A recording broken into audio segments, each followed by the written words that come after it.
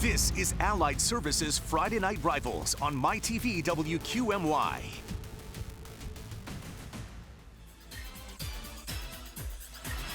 Welcome inside Trojan Stadium in Moscow, Lackawanna County. Tonight, our high school football season kicks off with a Lackawanna League crossover matchup between West Scranton and North Pocono. Good evening, everyone. I'm Bob Ide, and a beautiful night for high school football here in Moscow as we kick off our regular season games of 10, and then we'll take you into the playoffs right here on MyTV WQMY. Joining me for the ride this season, once again, Hall of Fame coach Stan Kaharski. And Stan, as we look at tonight's game between West and North Pocono, it's an old Big 11 matchup. It is. Both teams, I'm sure, are going to try to establish the run with their tailbacks. Kevin Williams had an extraordinary year last year. He's powerfully built. He's got great vision. And for the Trojans, Jacob Owens was their leading rusher last year, and he returns as well. So it's going to be interesting to see which offensive line is going to be able to establish their dominance, and that could determine the outcome of this game. Well, let's talk about Kevin Williams a little bit. He's going to get a bulk of the carries tonight. West lost their quarterback. They lost their wide receivers. They're going to rely on the senior to run the ball a lot. Well, and they relied on him last year. He rushed for almost 1,300 yards. I think he had something like 15 touchdowns. He averaged over 5 yards per carry. So it's not going to be anything different. He's going to be getting the handoff from a different quarterback. But from talking with Coach Fay, he's very confident that Merrifield will do the job that he has to do. North Pocono's kind of in the same boat. They lost their four-year starter at quarterback, revamped offensive line. They're going to rely on their leading rusher from last year, Jacob Owens. I think he rushed for close to 800 yards. And, they threw the ball quite a bit with Donnie Blaine last year and the two receivers, Walsh and Moore. So I think that at least initially, a new quarterback, he's going to have to get comfortable taking that snap. And, of course, they've got a seasoned veteran at tailback, so he should get the bulk of their carries. Beautiful night for high school football. Let's check on the forecast now with Allie Debicki from the Fox 56 News, first at 10. Allie? West Scranton versus North Pocono tonight. It's actually going to be almost like a touchdown forecast here. We'll see those clear skies start to move in as the kickoff goes on. Temperatures will stay into the low 70s across the area. By the final down, we'll see more clearing. Temperatures will also be a little bit on the cooler side, dropping near 63 degrees. So as you head out for the game, you might want to add a light sweater. Back to you. Thank you, Allie, and we are all set here at Trojan Stadium. The opening kickoff and the starting lineups are coming up. It's West Scranton and North Pocono next. You're watching Allied Services Friday Night Rivals on MyTV WQMY.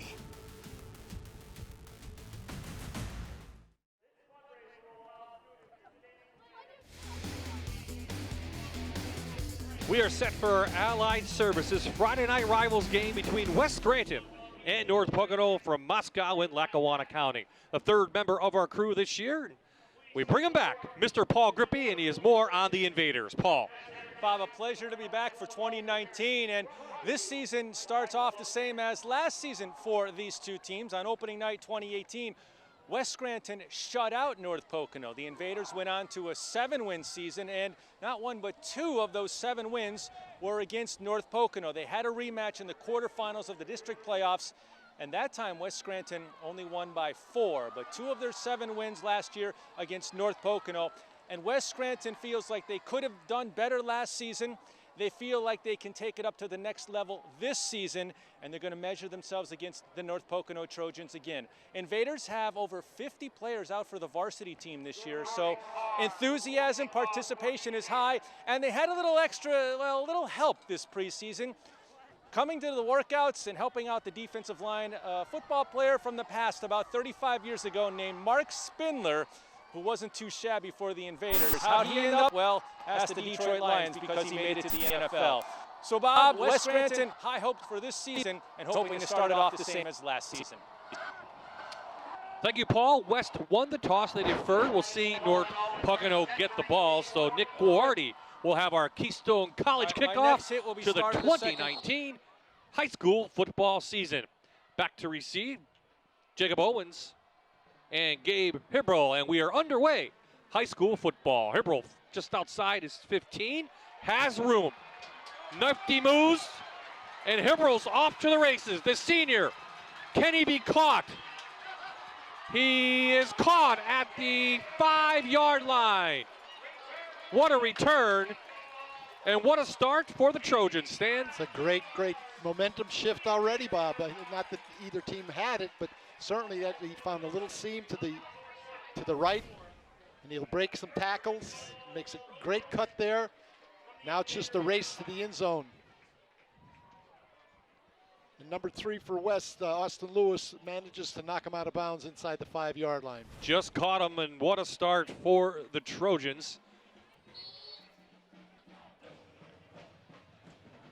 70-yard return for the senior, and already we have our first timeout of the game as the personnel for North Pocono didn't get in on time, and that cannot make Coach Dolan happy, but he's 12.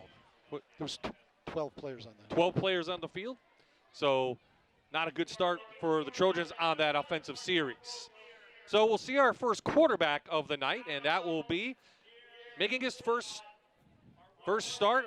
Michael Scott will be the quarterback. He will be taking on Jacob Owens behind him, and your fullback will be Tip Toy. Wide receivers, Lachinsky, Fred Brunt at tight end, and Pelesian at number 81. Up front, this is the revamped offensive line, the only returner, a 3-year starter, Dustin Moss on the left side. Logan Keating is a senior. They are missing a big one up front. Xavier Steinruck, 6'6", 330, hurt his ankle early on, or he would be in there playing for the Trojans on this opening series. He's quite a large human being. So let's see what the offensive line can do as Scott will bring them out. First and goal for the 5 for the Trojans here early on. Opening kickoff taken down to the 5-yard line. Scott loses the ball. The fight underneath him. Who has it? Looks like West. So Scott's first series and first snap. Second down. Goes for a fumble, Stan, and he's lucky to get that one back just outside the 10. He was. Certainly there, it was a fake and a little bit of a play action. Cuts it up. Again, you have to secure that football, Bob. You can see he had it away from his body. He tried to use it to leverage against the ground, and the ball popped out. Well, he'll quickly learn you need 2 hands on that ball. So you'll see what Coach Dolan wants to do. He does want to get Scott the ball. They'll give it to Owens. Big hole for Owens. Down to the 1, just short of a touchdown. It's a little bit of a power play to the right. There's a nice hole made by the offensive lineman. Jacob Owens just missed getting it into the end zone. Good start for the Trojans inside the Allied Services red zone on their opening series. 3rd and goal from the 1. They're lucky to get that to Owens, and it's a Trojans touchdown. That was a little bit of a truncated wishbone. The 2 backs up behind the tackles and the B gaps. Owens was able to get it in for the score. Well, it wasn't the prettiest of series, but it gets the job done. Absolutely. And helped by that opening 70-yard kickoff from Hibble. You wonder, Bob, in terms of preseason, how much work is done on special teams, especially coverage type things. Everybody practices their punts and kickoffs and extra points. Jordan Carr with his first PAT ever. The sophomore puts it through, and North Pocono takes the early 7-0 lead. That's got to buoy the spirits of the Trojans. So West now has an opportunity to get that one back, and we'll see what happens there. So another Keystone College kickoff coming up. This one for North Pocono now. And again, these 2 teams met last year. Close game more in the second game. Both backs that we'll see tonight had big games in that one as well. Yeah, the first game was 27-0, so the Trojans are already ahead of the game in terms of the opener from last year. West Scranton's season ended last year to the hands of Valley View, 61-12. But remember, 2 years ago, the Invaders were 1-9. So a great turnaround for West. There you see Kevin Williams back to receive. the kick from Jordan Carr, the sophomore, his first kickoff ever, and it will be another Keystone College kickoff. This one for North Pocono. So let's see what Scranton can do on special teams. As the sun sets to our right on a beautiful night for high school football, Friday night rival style.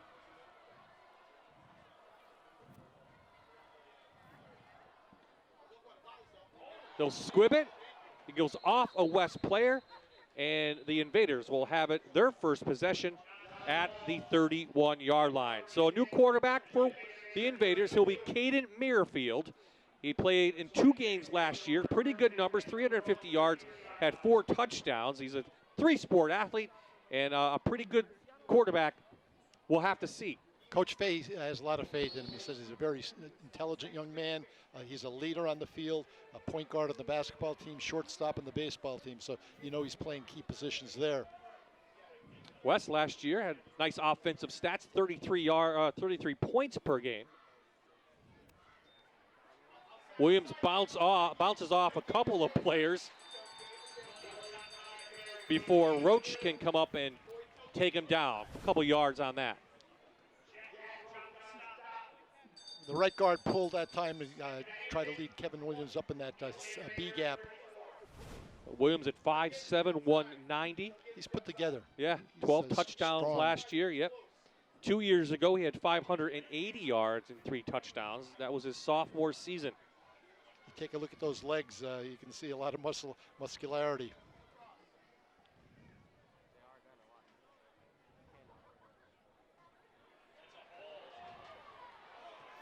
Williams with a nice run off the left side.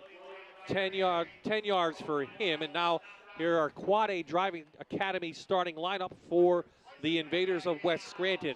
Williams and Bianco. He's a 2-year starter at fullback.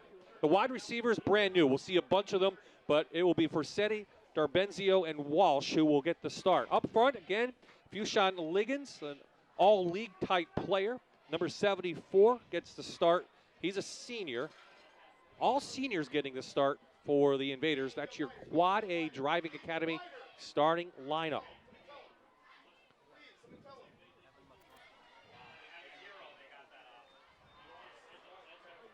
Williams off to the 50, gain of 5. One thing we do have to talk about, the clock. Now becomes 40 seconds. As soon as the ball is placed down, Stan, the clock, 40-second clock will start. I think it's been designed to make sure that everything is consistent. It depended on the referee in the past at the 25-second clock when the ball was put to play, and there was inconsistency there. So the 40-second clock certainly is going to remedy that. North Pocono's defense squandered just 14 points per game a year ago. They do return a bunch of those starters on that side of the ball. I think we're going to have another timeout. So, you know, early season, that one scrimmage, we talk about it, you talk about it all the time. You can see the effects in week number 1. I just don't think that one full week of pads gives any team the number of repetitions that they need, both for their first and second units, both on offense and defense. So you're going to see a lot of mistakes, some indecision on the part of players simply because they haven't had enough learning time.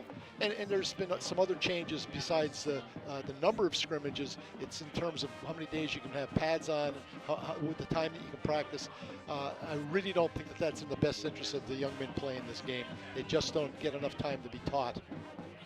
Time now, the Quad A Driving Academy starting lineup for the North Pocono defense that gave up 80 yards per game a year ago.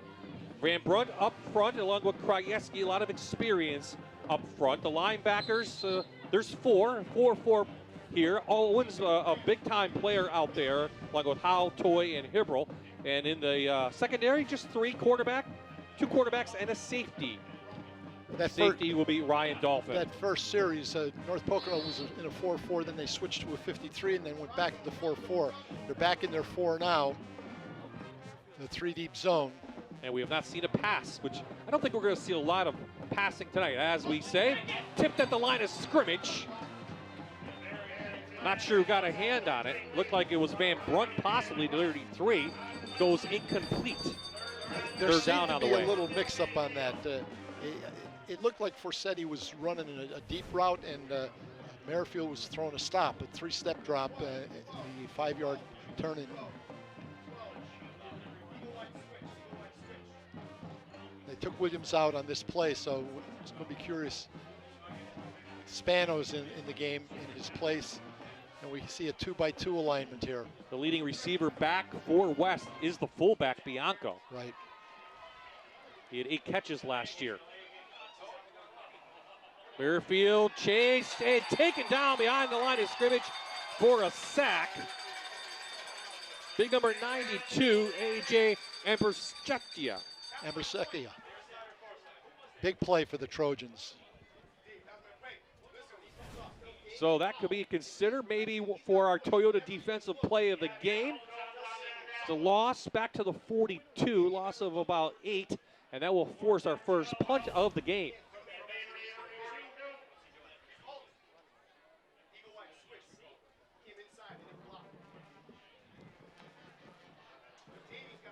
Dan Hayes, the sophomore, does the kicking. High snap, pulls it down. Go off to the right-hand side and drift out of bounds just past the 25. So we'll see North Pocono back out. We talked about him before. We'll look at him a little bit. Michael Scott, talk about him. No numbers, first start ever. We talked about that. Didn't play football for the last couple of years. No, he didn't, and he wasn't involved athletically at all for North Pocono. However, as a freshman, he was brought up to the varsity. He was going to get a little bit of time behind Donnie Blaine. So coach is hoping that he'll use his athleticism and do the job for them. Scott, very athletic. He looks like an athlete. Will probably run him a lot. Has a decent arm. Saw some of the scrimmage against Old Forge. Toss right into Owens, but as Owens got the ball, Ryan Bianco met him behind the line of scrimmage. Bianco's one of the backers, 5'8", 190 pounds. He and Kevin Williams are built pretty much alike, 5'8", 5'9", 190 pounds, strong. And Bianco has a lot of experience. What's the biggest challenge coming back like a quarterback like Scott's going to do? Is it knowing the play? Is it the cadence? Is it just...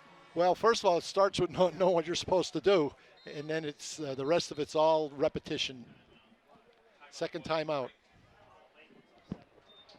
So a timeout again for the Trojans. We'll give ourselves a break right here. 7:13 remaining in the game. Trojans up 7-0 in our Allied Services Friday Night Rivals game of the week.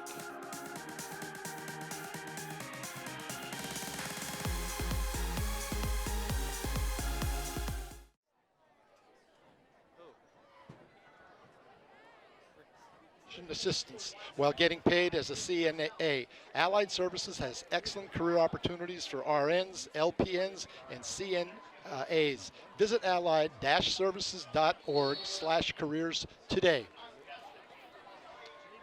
Back in a beautiful night for high school football. Week number 1, we kick it off with a great game in the Lackawanna League. A Big 11 type game. We see a lot of running.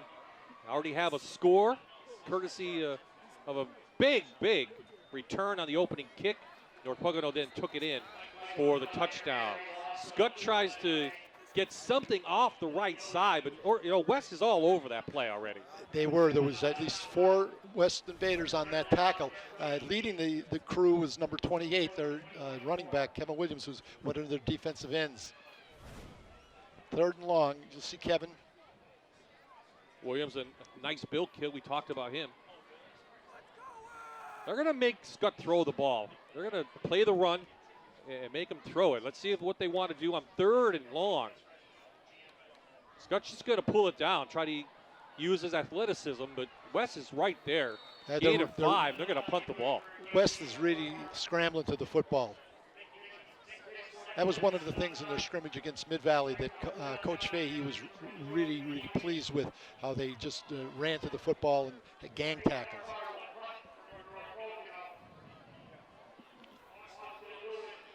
Now, Bob, I wonder if that series, no passes, tells us something about what Coach Dolan's approach is going to be. I saw the scrimmage against Old Forge, and they threw a couple short passes, you know, so I think they'll get to the short passing game. Carr is a nice arm. Leg is a sophomore, gets it back and taken by McClough, and McClough up past the 44. So that's where the West Scranton offense will come back on. And time now to check out Grotto Pizza. Keys to the game, Coach. First for West Scranton. Control the line of scrimmage and win the turnover battle. The line of scrimmage is the important part of that. Certainly you hope that they're not going to turn the football over, but you need to control that line of scrimmage. And of course, always coaches talk about turnovers, especially in game number 1. So there are your Grotto Pizza keys to the game for the Invaders. Merrifield back, has time. Overthrew, and looks like it's picked off and intercepted. Number 10. Scott with the INT. And there's our first turnover over the game. Timely from we just said a key to the game. Quite frankly, that looked like an inexperienced quarterback. Yeah, he threw the ball off his back foot for one thing. And there was a deeper receiver that might have gone, number 33. I think he was going for Bianco in the flat.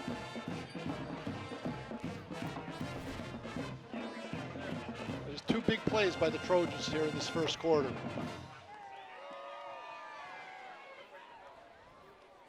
So our first turnover of the game, and Trojans have the ball at their 41. Scott out of the shotgun. Pulls it down, and I spy, and we're going to have a spy on him tonight. An easy play for the West Scranton linebacker, Gillette. Brian Liscombe was on that tackle as well. Scott hasn't really thrown it yet. He's pulled down both. Maybe he hasn't seen anybody open. That could be too. He's been pressured a little bit. I mean, he's vacated the pocket when he's been in it. Yard gain. He'll continue out of the shotgun. 2 tight ends. Owens breaks a tackle. Positive yardage near midfield. Ryan Bianco initially had the hit, and Jacob Owens was able to break through that tackle. There you'll see him. Good balance. Got those shoulders down and going upfield. What do we call that play? Just a good run. Nothing out of the ordinary. No, that's what you expect, though, your tailbacks to be able to do. They have to be able to make tacklers miss, not get a good shot at them. Good block by the fullback, Tim Toy, number 34.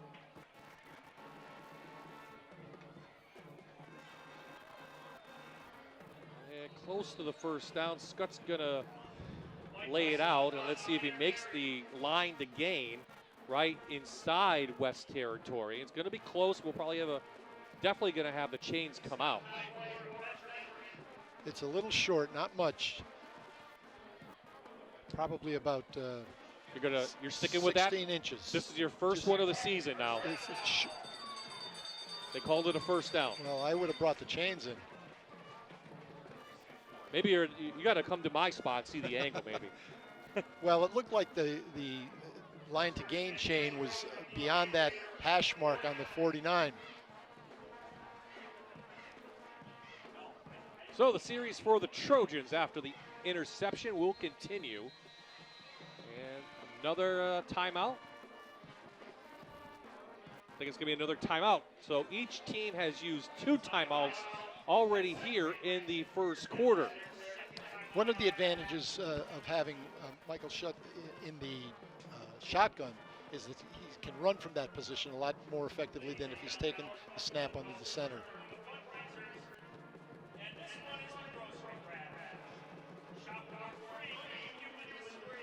Our look at the Quad A Driving Academy starting lineup continues, and haven't taken a look at the West defense, so why don't we? Lipscomb and Liggins are up front. Linebackers, just 2 of them. And it will be Bianco and Gillette, 2 good ones too as well. And they'll play 5 in the secondary. will West Scranton. And there you see, though, Forsetti at the weak safety, and Darbenzio had 69 tackles last year. I know that the Invaders are using multiple safeties so that they can keep their front pretty much intact and make adjustments in terms of the offensive set with their safeties.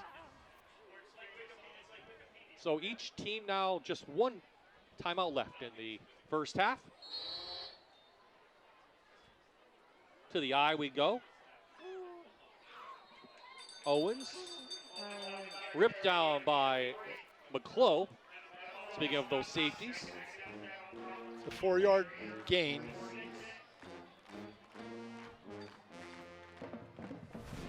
And this is what you're looking at from your running back. See how he gets his shoulders turned upfield, manages to drop his weight so that he's going forward. On the initial hit, he still picks up another yard or a yard and a half. They'll be watching film, and coach will say, Dan Smith, he should have made that block. Oh, nice job by Bianco. Grabbed Owens in the backfield. He falls forward for a yard, bring up a third down. Both Bianco is one of the linebackers, and Kevin Williams was assisted on that tackle. And those are two of the experienced players that West has on the field. You know, with the aggressiveness that West has, a play action here might not be too bad of a call, because these linebackers are really keying on Scott. Well, you would hope that your secondary sees that it's third and relatively long, and that they're not going to bite on any play action. There you see Coach Dolan, 8th season here, does have a district title in his name, and I'll tell you, they're a little youth-oriented this year. Scott breaks a tackle, and here's the speed. Great run by the senior quarterback into the Allied Services red zone. Touchdown saving tackle by Mason Spano.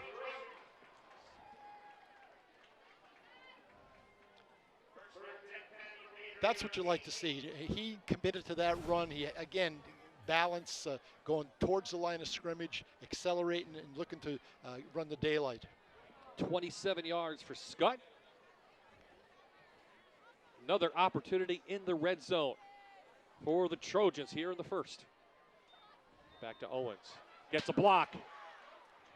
Nice little move. Up to the 10-yard line, taken down by Ribble.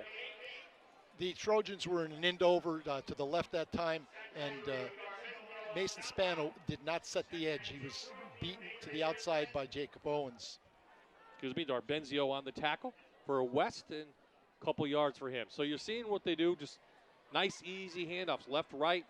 You have to have somebody to set that edge. You got to force that run back inside where your pursuit is going to be able to control the ball. The question mark was the offensive line. What have you seen so far from the Trojans? Well, they're getting some movement when that's what you're looking at.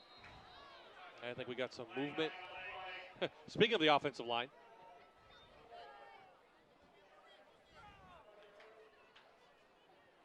The key for the offensive line is that they've got to get off the football.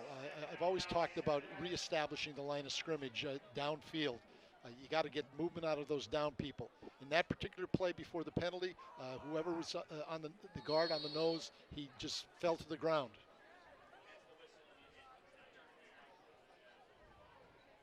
So after the 5 yards, back to the 15 they go. We're getting near the end of this first quarter. Really a quarter. North Pocono's come out and played pretty well. Started with the opening kickoff. Took it down to the 5. They scored after that. Trying to add on. This is Shribble. Nope, Scott's going to keep it. Scott inside the 5 is knocked down. First and goal, North Pocono.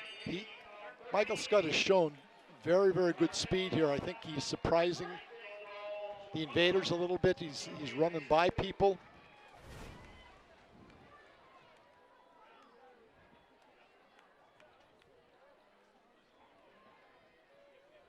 Again, nobody establishing the edge. That's the key to football in terms of stopping the run. You've got to force runners back inside where your other defenders are. If you don't establish that edge, you're going to be in big trouble the whole night.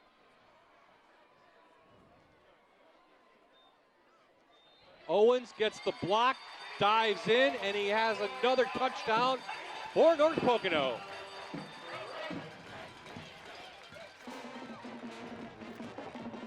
Second touchdown for Owens, second of the game for the Trojans. Things looking pretty good here for North Pocono. And not so much for the Invaders. Two things: the kickoff return, you'll see, makes a nice cut. Bianco misses the tackle, and he's into the end zone for a second score. Good job by Keating up front and Hanyon. Carr's kick is good, and maybe a little bit of a surprise to some people. North Pocono shutting out West Scranton in their first quarter. I think people may expected West being a little more experienced up front. Maybe they were the slight favorite here. Kickoff return, interception, two what you might call mistakes by the Invaders, and North Pocono's taking advantage of both of them. Well, if I had a telestrator, I would circle the guy in the center right there in the blue shirt, Coach Jack Henzis. Sitting next to his daughter and the wife of Coach Dolan, it's Missy. Yep. So Coach Hengis, Coach Dolan in relations. Coach Dolan did coach at Dunmore before North Pocono, and boy, 50 years having coaches not on the sidelines for the first time ever. How was that for you the first time you weren't on the sidelines? It's still not fun. So I know with Jack it's not. I mean, I've known Jack for 50 years, and you know, if he's in the stands, it's because he's scouting. Well, it's good to see his health is improving. Yes. And I think that's the biggest thing. So another Keystone College kickoff for the Trojans, up 14. I don't think they're going to kick it to Williams at all. And that's why. You don't kick it, you make the up men get it. They can't recover it. And West, with their drive right here, will start inside the 20-yard line. That's a good coaching All right, decision. Steve, it's you Grippy. have You a got me? returner that's dynamic and it can really establish field position, or perhaps take it all the way for a touchdown. Squibbing it like that, getting the ball down in the 20, good decision as far as I'm concerned. There is Brian Fahey, sixth season with the Invaders. Okay, and Steve, you can tell Aldo that, yes, the referee's You see announcement his did record. go over the speaker for that last penalty. I don't know if you can see behind him to the left, Mike D'Antona, former West Scranton coach. And that's his other brother. And his other brother. Mark. Yep, Mark D'Antona. The last play Get out! Get out! the quarter. It goes to Williams. Whoa, watch late hit. No, there's the flag, and that's not going to be the late hit. That's going to be unsportsmanlike after. The clock will stop with 7 seconds, so a lot of pushing and shoving right in front of our cameras, right with the North Pocono coaches looking on. Multiple flags on the play. Get out! That's You Fuchsia. gotta get out. Liggins. You gotta get out. All right? Liggins, excuse Not me. me, but you got.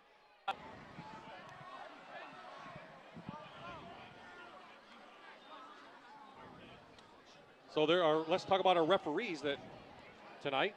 Jason McDermott is the white hat. John Pasco, Jason Wimmer, Gary Schimmelfing, Kevin Grassi, Frank Galley, and Matt Serra are your referees tonight from the Lackawanna League. And we're going to hear from Jason McDermott. Personal foul. I think we're going to have dual personal fouls. The offset. No late hit. Kind of surprising. I think that's what the West people were complaining about. Yeah, that was number 31 who came in a little bit late. Here you'll see it again. Right. There's a hold. There's the late hit. Good job by Jeff Nelson, our camera guy, right there in the scuffle. Paul Grippy saving Mr. Nelson. So good job by our camera people already in week number 1. We don't want anybody on crutches down there. No, we don't. This should be the last play of the first quarter. Give it to Williams. Bounces outside. Tries to get a block. He does. Kevin Williams with a nice run to end the quarter. Let's see if that will carry over into quarter number 2. The Invaders trail the Trojans here in the opening week of high school football. 14-0 is your score. That is the end of the first quarter.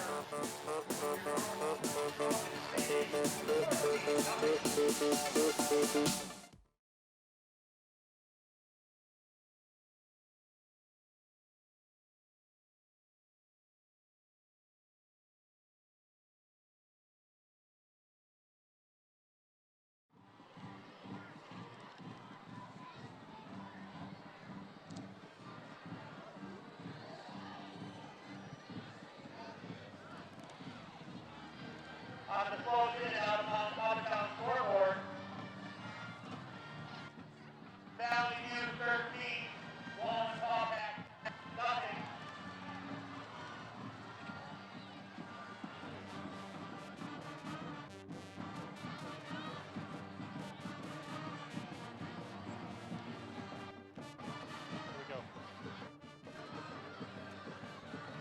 The Blue Devils of Old Fort 14, Carbondale nothing. So we have an exciting schedule of high school football every Friday night right here on MyTV WQMY.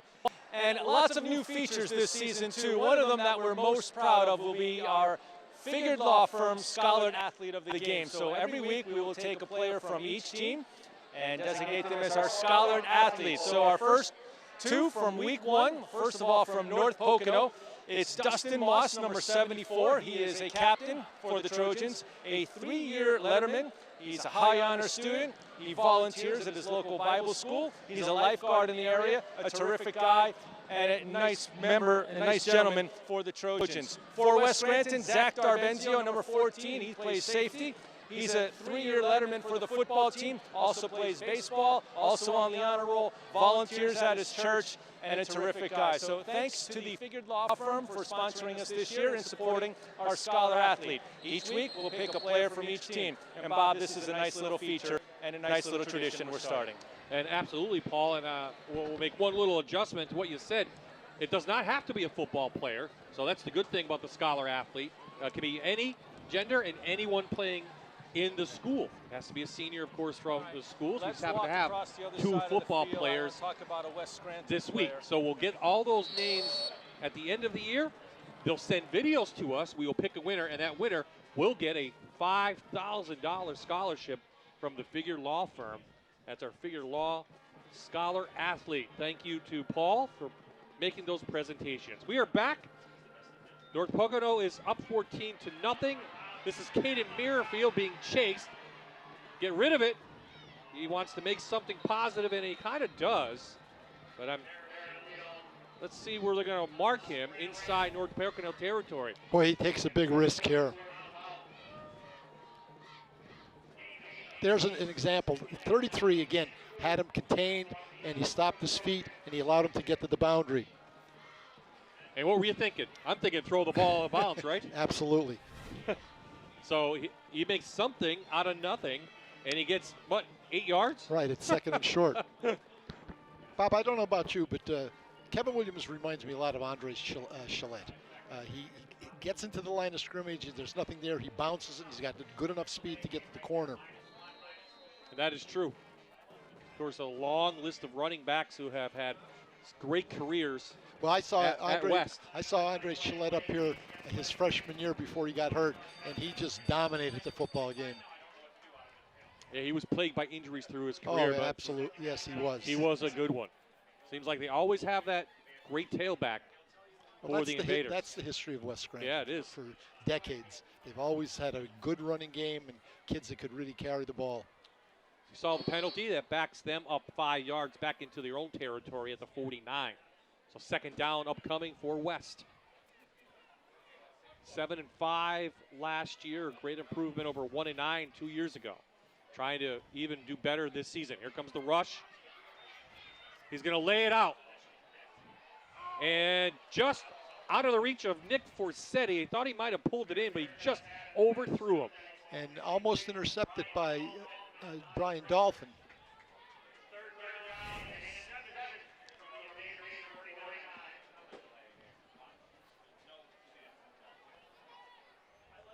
Dolphin almost pulled that one in.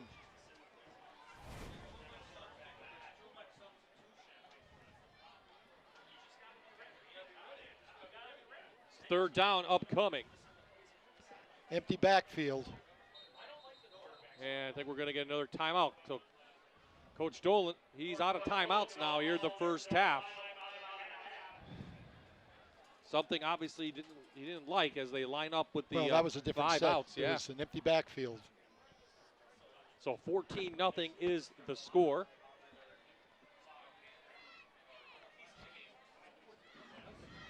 Another time now to look at our Grotto Pizza keys to the game for the Trojans of North Pocono. And so far, they done a good job with the first one, Coach, with ball security.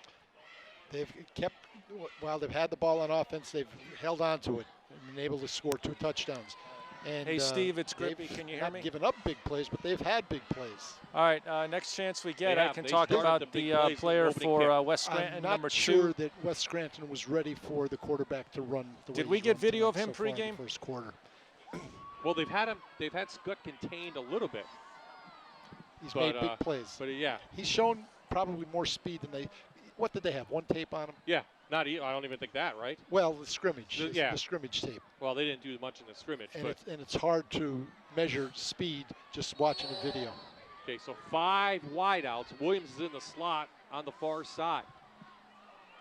Oh, they're going to a little shovel pass. It goes a incomplete. That's not a turnover. No, that's the wrong call. That should be a shovel pass. It's a forward pass. Yep. Intended for Williams. I know North Pocono is celebrating, but it's pretty obvious. It's an incomplete Yeah, pass. it should go down as an incompleted pass. We'll see it in slow motion. Obvious. So the referees will convene. Yeah, incomplete pass. So West Scranton gets lucky on that. 49. Spread him out a little bit, get it to Williams, and maybe he does something. Yeah. Unfortunately, North Pocono actually did a pretty good job with the It, read. it wasn't a bad No. pitch, so to speak. So Scott is back to receive the punt from Dan Hayes. West can pin North Pocono down. The big rush comes on. They might have got a hand on it. They're going to get good field position, though. No, this is not. So they The try referees the are- block punt, and they're going to get rewarded with the ball around the 34-yard line. So the Trojans come back out, and last year pretty this good might be for echoing, North Pocono. yes, 6-5 overall, 298 all the yards. But they had a 4-year starter at quarterback, Donnie Blaine, pretty good one. Yeah, he was at 111 completions last year. For 1,400 yards plus, Yeah. I think it was. Plus he was their leading rusher, one of the leading Plus a rushers. leader. I mean, when you have a quarterback that's that experienced, he's guess almost like it's having possible. a coach on the field. Impressed tonight But then if by the Aldo offensive keeps it line. dead, The numbers even in the definitely in control favor room, of the it's Trojans not on the an open ground. mic. It shouldn't be. Revamped line up front, I don't doing an know. awesome job. Let's see if they can do now. Scott gonna air. He's gonna air it out now. He's looking for Lachinsky, and he's got it, and a flag down to boot. Gavin Slack, the senior on the coverage, didn't matter. And Scott showing his arm strength. Put the ball over 50 yards in the air. I guess that answers the question of whether he can throw it or not. Number 3, you can see, is beyond the defender. He gets interfered with, still manages to catch the football. Tucks Yeah. it away. There's the call, a pass interference call, and Take the result of the play. yeah, absolutely. So the Trojans again knocking on the door, down to the 26-yard line. So Scott doing it all so far. Yeah, number 2 for West. Did we get Again, pregame video of him? Trying to get him running, but outside coming back. It looks like Forsetti was the first one, number 7. Again, where was he? He was outside. Yep. Force the runner to turn back up inside where the pursuit is going to be there. Well, I think they're going to have to pass a little bit more, maybe to open that up, because now they're just keying on him to run. So loss of 1 on that, backs them up, second down on the way. Your corners can't get beat deep like that. If you're in a 3-deep zone, keep everything in front of you. Around a 60-yard pass, as you mentioned, from Scott. This time giving it to Owens with a big hole. Owens with a move, and Owens taken down by Bianco, not before he picks up almost 18 yards to the 10. They pull some people from the right side. Jacob Owens just gets those shoulders again turned upfield, and he's going north and south. Getting 17 down to the 11 inside the Allied Services red zone. North Pocono once again knocking on the door. West needs to come up with a play here. or this game could get out of hand. Another hole for Owens. He powers his way through for a North Pocono touchdown. His third of the night.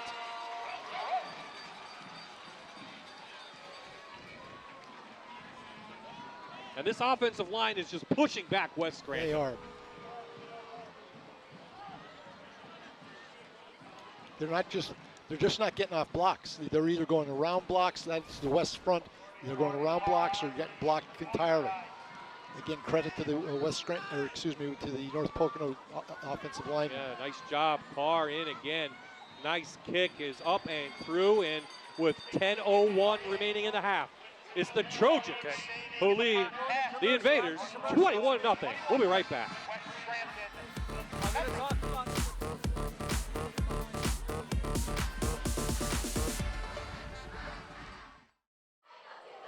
Okay, so continuing here in the second quarter, and want to talk about a particular player in this game as we like to feature some of the nice stories involved in high school football. West Scranton has a junior, wears number 2. His name is Josh Bryant, listed as a wide receiver and a defensive back.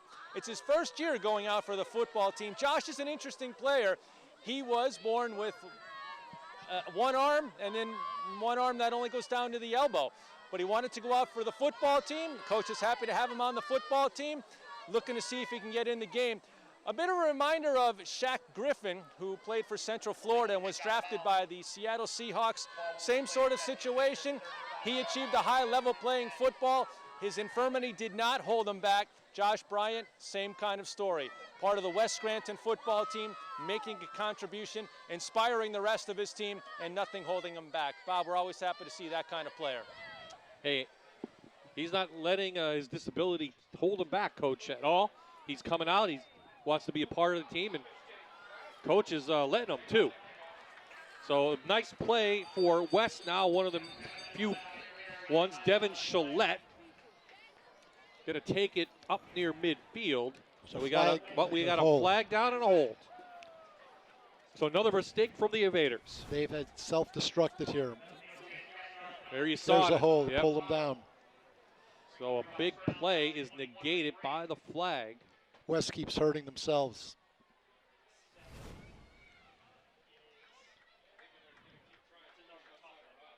So back them up. We're going to have great field position.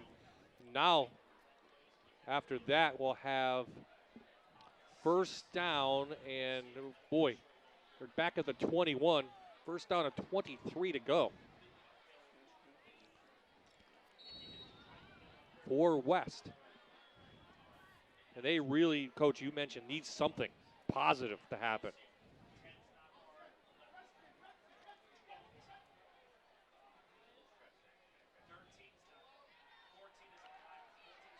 Merrifield rolls out, swing pass, going to be caught by Forsetti. Gets some of that yardage back. Here we have a little bit of a sprint.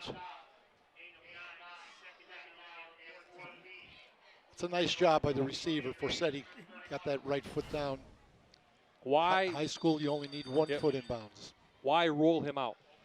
Again, you're cutting off half the field, but you're also, giving him an opportunity to see what's developed in the secondary.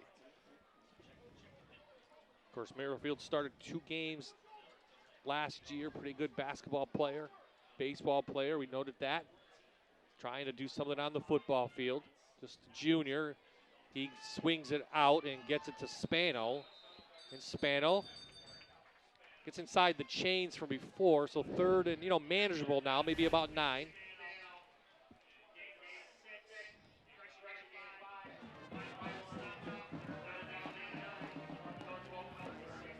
Mason Spano has a lot of potential. He comes from good stock. His father, Joe Spano, was a good running back for West Scranton, also played with the Scranton Eagles. Here you see the sun setting behind the scoreboard here. Beautiful night for high school football in Lackawanna County. There's a bad formation there, it looks like. Merrifield, there you see the athleticism. Boy, he drilled it. He did. To Darbenzio, but he's going to be short of the down, and then he got walloped by Hribble.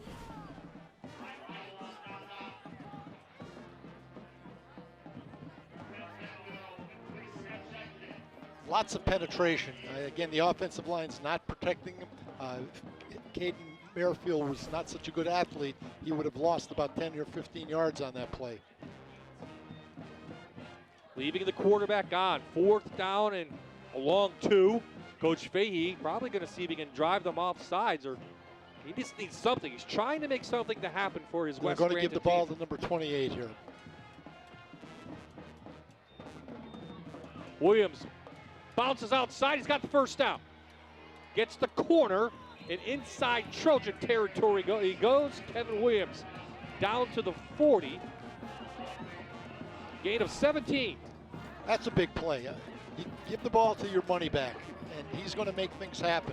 And again, just as we've said before, Bob, he starts up into the line of scrimmage, nothing there. He's got the speed to bounce and get to the perimeter. Like to see him put the ball in the opposite hand. He should have had it. He should have had it in his right hand. That's something you can work on now as you look at film. But that maybe get this West Scranton team going. They were averaging 33 points a year ago. Moore to Williams, dives forward. Had a nice little hole. So the West offensive line behind Liggins going to do the job. Again, the West needs to establish some kind of rhythm here. And in this series, they've been able to do that. Getting that first down when it was 4th is a good start for them. Now they have 2nd and manageable.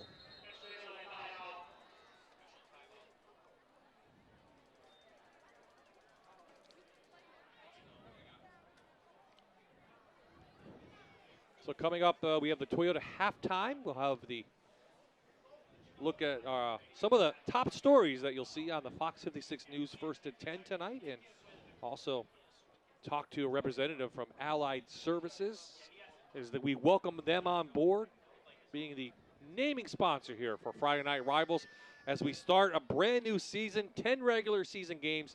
Then we'll take you through some of the playoffs and anything stand out for you this year that maybe, that you somebody or team you want to see? I'd like to see North Schuylkill. I mean, I don't get down in that neck of the woods, but they're loaded.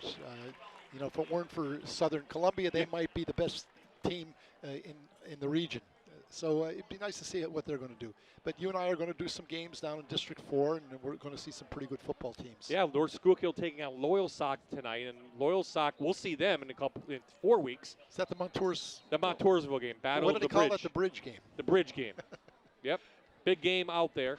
So North Schuylkill and Loyalsock, another team that just has a tough schedule early on. Pretty good team out there. But next week, we'll actually go to the Wyoming Valley Conference and see Hazelton and Wyoming Valley West. First, let's see what's going to happen here. Week number 1. Give it back to Williams. Now they're going to fake it and go to Merrifield. He has room, and he has some blocking.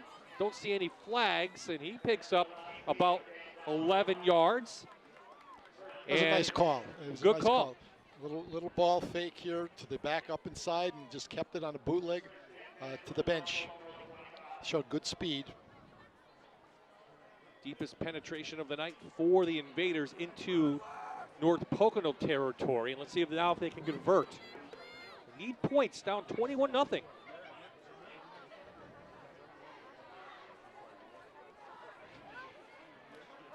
that time, and good job up front from number 75, Logan Keating for North Pocono. Break that play up. Kevin Williams got a yard out of that. It could have been a 3-yard loss. Showed his quickness, able to get his feet in the ground and a little burst to the outside. Good crowd on hand. Why not? I even see jackets tonight. How great is that after a hot, humid week? Don't go there.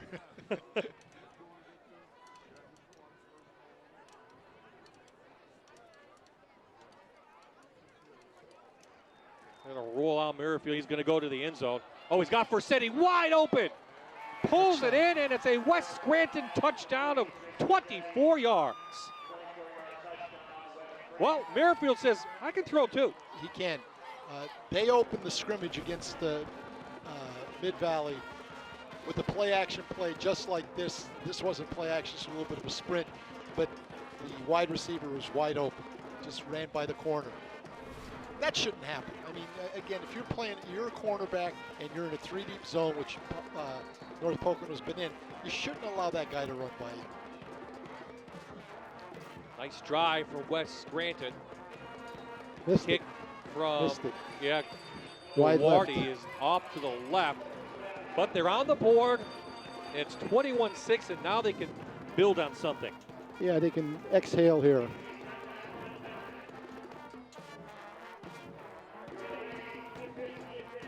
So that was an 8-play, 65-yard drive. And boy, a lot of smiles there.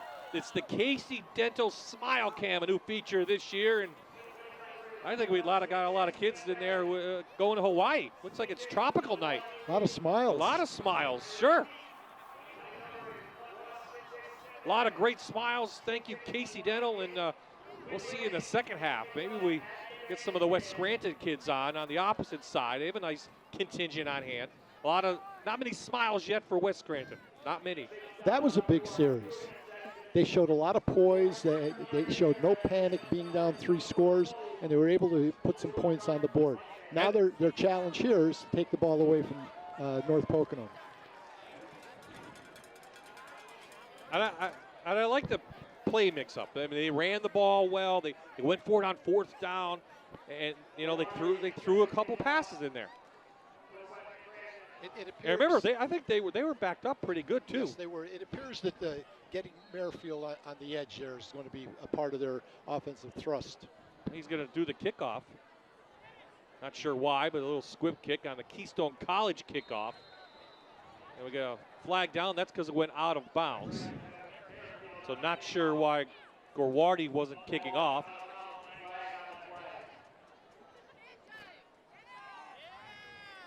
Jason McDermott, our referee tonight, and nice little drive, 7:35 left. North Pocono getting the ball back, and we'll probably see the kicking team still out there, and then they want to re-kick. They're going to make them re-kick it. So North Pocono was squibbing it, right, in their kickoffs, and West is going to counter. They're not going to give it to Owens or Rival. The question you'd have to ask every coach is, how much time over the last 2 weeks have you put in on special teams? Is it just an afterthought, or do you work on your coverages? Do you work on extra points, that type of thing? And I'm sure most coaches do, but it's a part of the game. It's always said it's a third of the game. I saw North Pocono, one of their practices last Monday. They came out and did special teams. First thing, so you know some of the coaches are thinking about it. Taken by one of the up men, and that's number 31 with a nice return is Jack Roach, the senior, and he can run the ball. And maybe that backfired a little bit for the Invaders. Just North Pocono will have the ball in great field position. Friday Night Rivals is brought to you by the legendary taste of Grotto Pizza, a northeastern Pennsylvania favorite since 1953. Order online now at www.grottopizzap.com. GrottoPizzaPA.com. Of course, Grotto Pizza extends, down to Delaware, where I was a couple weeks ago. Saw them. They love it down there. We love it here in northeastern Pennsylvania as well. So now West defense stops Owens, couple yards, but, that kick may have backfired a little bit. Gave him good field position. It did. Inside the 50. Owens picks up close to 4 yards. There were a number of West defenders in on that tackle. Again, that's a good sign for them. Week number 1 of high school football on Friday Night Rivals, brought to you by Allied Services, and we have a good one here in Moscow.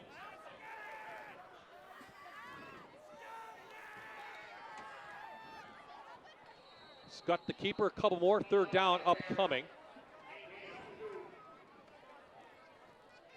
Really, the defense is going to have to start with the up front guys. That's where they were getting handled by North Pocono in the first quarter. What I said before, Bob, about recreating the line of scrimmage, that involves both the offense and defensive lines. The one that is able to establish the line of scrimmage down the field is the team that's going to have a better chance of executing.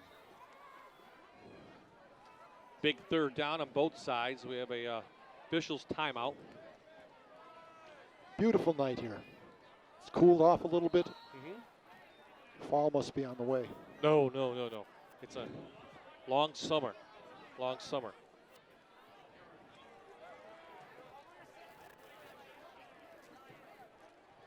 Two wideouts to the far side. Let's see if Scott will keep it. Linebackers keying, and they go to Owens. Owens gets a first down, and about 6 for him. May have lost the ball, but he jumps right back on it. North Pocono's had a lot of success running to their left. They're pulling a backside guard, so you get an extra blocker there. Well, off that left side, you have two really big linemen, in Moss and Krajewski, 275 and 240. Well, you go to your money players. Yeah, Moss is a 3-year starter. Of course, he was our figure law scholar athlete, smart kid. They talked very highly in media day this year of their offensive line, how hard they were working in the weight room, and it's paying off tonight. Owens wrapped up. Great job. Mason Stano. Yeah, Spano. Ankle tackle. And we have an injured invader.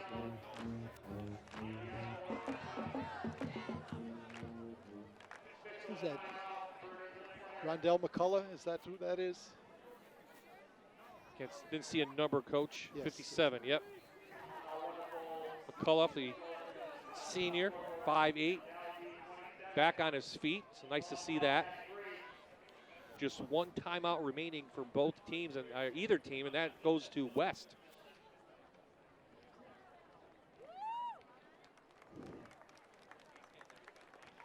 Parents, save money on your car insurance. Quad A Driving Academy is a certified PennDOT third-party tester. We have helped over 10,000 new drivers become safe and confident licensed drivers. Save money by checking us out at quadadrive.com. So McCullough back up, runs off the field on his own. Good to see that, and it brings up a second down and long now for the Trojans. So now this, after the stoppage, will be a 25-second clock, right? Yes.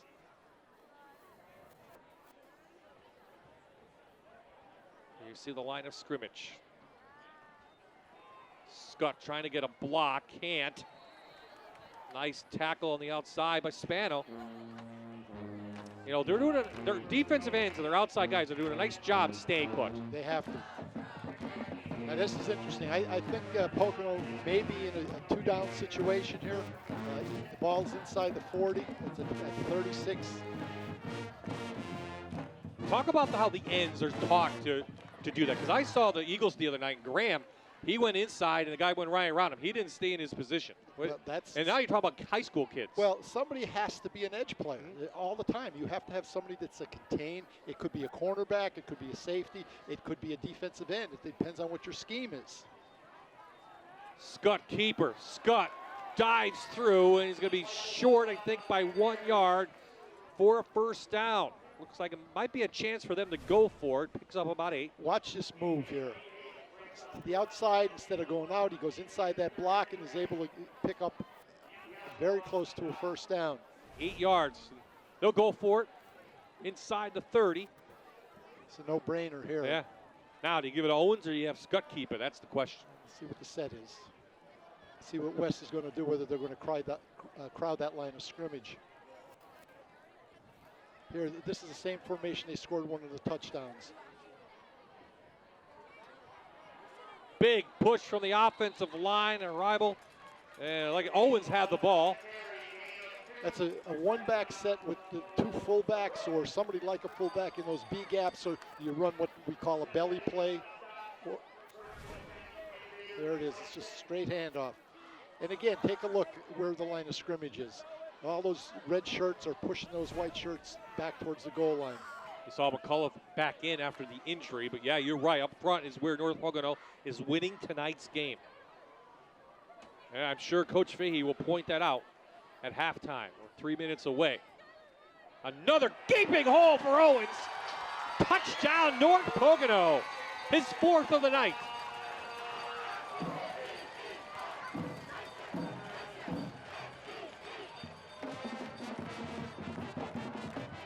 West offensive line is consistently getting mauled. It's a nice way to start your senior year, 4 touchdowns. Yeah, not too bad, but and there's still time left. you know, really the game ball goes to the offensive line because that was a huge hole. There was. So we'll look at it after the extra point. Carr, good job getting that ball down. He has another extra point. Here's the touchdown again. There it is. They're pulling the backside. They're kicking out, and he's folded up inside there. Nobody was there. Backside linebacker never got there. Well, North Pocono is in for it. Of course, they are in a very tough race in District 2, 4A. You have Valley View, Berwick, Dallas, West. Abington's playing well. You have North Pocono. Boy, that's probably the most competitive classification out of all 6 in District 2 is in 4A. I don't think that anybody has expected this tonight. No. I don't think either coach did. Maybe the kids did simply because they thought that they were ready to go. But certainly I'm a little surprised at the domination that we've seen on the part of the linemen, particularly, and the hard running of Jacob Owens. And considering they're missing a 6'6", 330-pounder, huh, up front. So you get him back later in the year. Look out.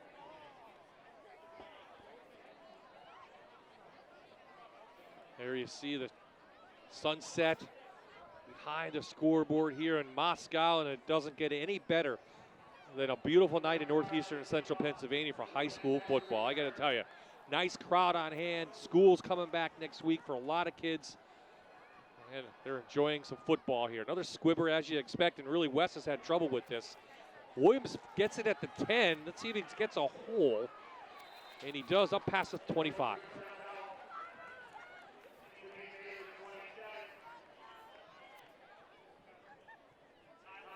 After tonight's game, flip over to Fox 56 and watch Northeast and Central Pennsylvania's #1 10 o'clock news team. Jamie Innes and Ryan Cummings with Chief Meteorologist Ali Debicki on the Fox 56 News, first at 10. We will check in with Jamie at halftime. Toyota halftime report will feature some of the news items you'll see on the Fox 56 News, first at 10.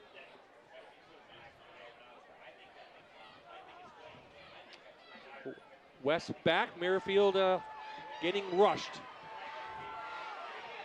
Has room to run, and does a nice job getting out of bounds and picking up the first down. Now, North Pocono was in a little bit of a softer defense. Their linebackers were deeper than they normally are, their front. So essentially they had 7 people in pass defense that time.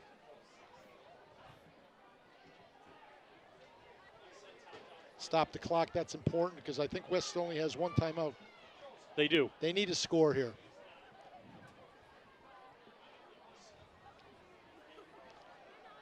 But you don't want to just throw it up. You don't want to get you don't need a turnover either. So let's see if they can put a nice little drive together.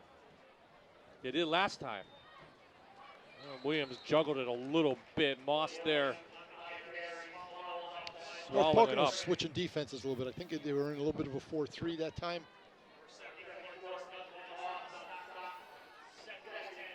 A yard at best, maybe. The clock keeps rolling. There is Brian Fahey. Him and Coach Dolan, the best of friends. And it's always maybe tough to play your friends. I don't know. No. Maybe you want to play. You want to have some of the edge a little bit, right? There's always a competitiveness. Coaches, if you don't have that competitive nature, you belong doing something else. We've got a flag coming in. This, I think, maybe someone lined up in a bad spot. Coach Fahey's been head coach for 6 years and Coach Dolan for 8 years, so they came on pretty much together. And of course, Coach Fahey was at Abington as the defensive coordinator, and Coach Dolan was at Dunmore, so they've known each other quite well. They talk about the Pine Forest coaching. That's where they met. They still do that? No, it's the cheerleaders. It's cheerleaders now. Taken it over. Okay, that's what I thought. Yeah, Pine Forest Camp was a great experience for many local kids and certainly the coaches that worked there for decades. So they're at 5 set. They're going to try that shovel pass. They get it this time, and not much to gain. North Pocono read that one. That was a nice play by number 1, Jacob Owens. He just kind of sat and let the runner make his move. You'll see it here. I mean, comes off the block. Yeah, Williams, caught it. And Van Brunt was there as well. Good defensive play. So let's see what West can do on 3rd down. They better be careful here because there's still time on the clock. Who knows what North Pocono might do if they get the ball back.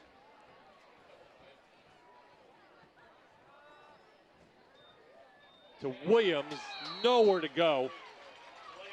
Owens from the backside took down his counterpart, and 4th down on the way for West. So West will let the clock roll down, I'm sure. North Pocono has no timeouts left.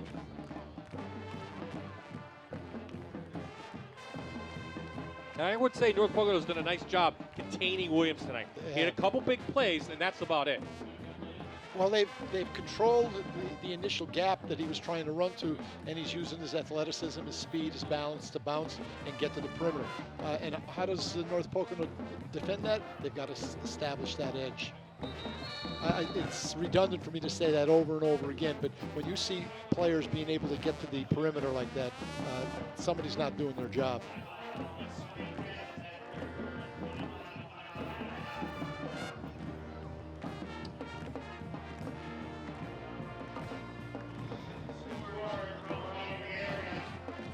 Of course, we want to thank all of our sponsors who are going to make this season possible.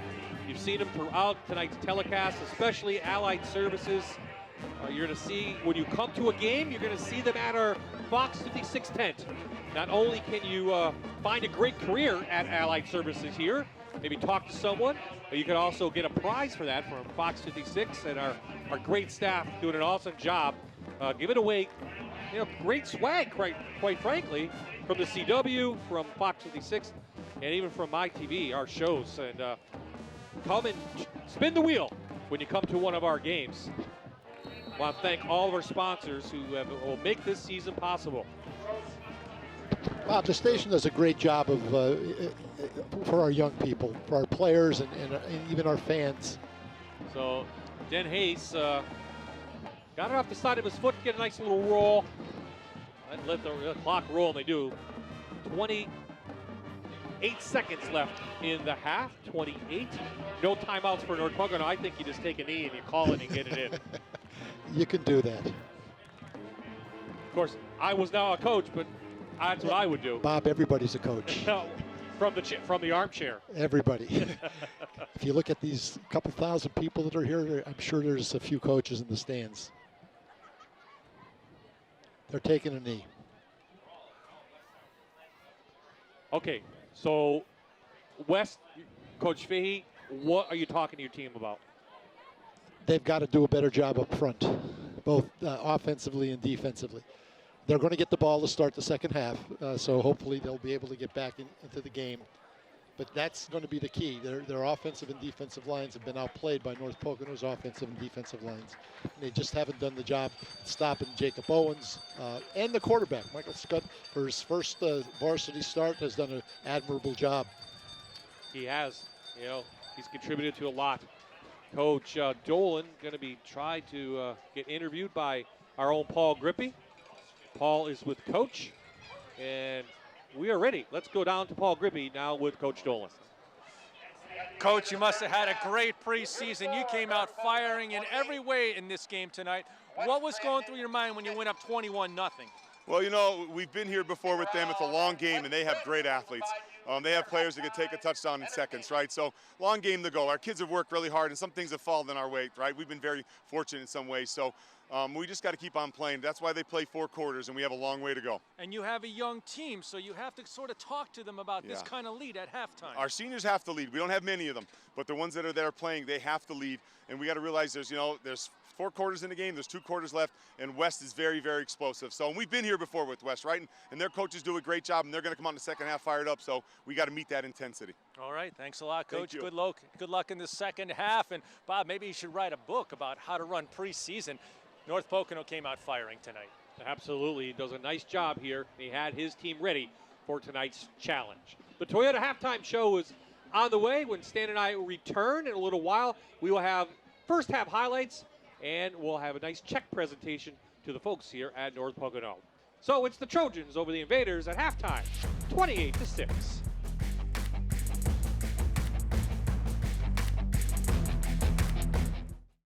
Halftime continues at Friday Night Rivals, and we step away from the stadium, and we're at Allied Services campus in Scranton, Pennsylvania, and joined by Bill Conaboy, the president and CEO of Allied Services.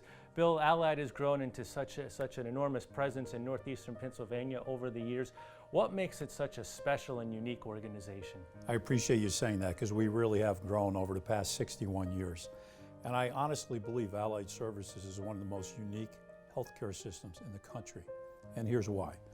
First, because we embrace our not-for-profit status, and we're committed to our mission. And as part of that mission, and as a not-for-profit, actually we're owned by the communities where we serve. And that right now is about 25 counties in Northeast and Central Pennsylvania. We're also governed by a volunteer board of community leaders. And those community leaders have allowed us, as management here at Allied Services, to reinvest millions of dollars into our facilities, into technology, and most importantly, into our people.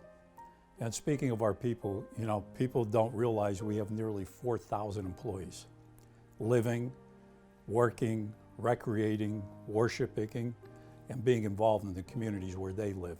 So we love that our employees are a huge part of this community. And then, of course, the services that we offer. Again, I don't think many people realize that right here in our valley are two of the top rehab hospitals in the country, consistently ranked that by outside agencies. Also, within those hospitals, we have our new state-of-the-art transitional units, which allow people that maybe don't need the level of care in our hospitals to stay in our transitional units for a short period of time and try to get them home. And as well, we have our skilled nursing facilities. At this point, we have nearly 500 skilled nursing beds. And we offer services in those skilled nursing facilities that no one else offers. State-of-the-art ventilator units, Alzheimer's care, wound care, etc. We're very proud of those. Also ranked within the top skilled nursing facilities in this country. Then our other services, of course, home health, where we bring medical professionals into the home throughout this community. Our in-home services, which we bring non-medical people into the home to help people to stay at home and live their lives as best they can.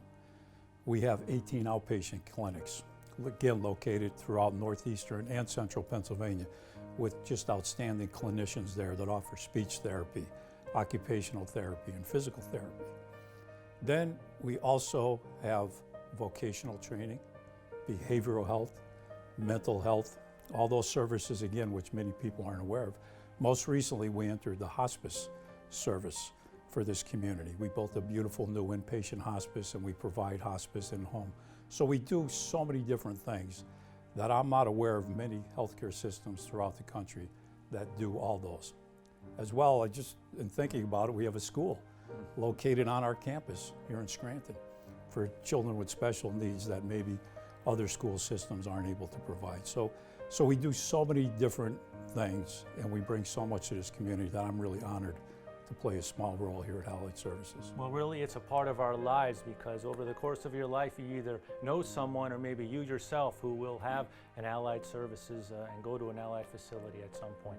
Bill Conaboy, the president and CEO of Allied Services in northeastern and central Pennsylvania, thank you very much for joining us. Thank you for your support and the work that you do. And we'll be back with more Halftime right after this on MyTV WQMY.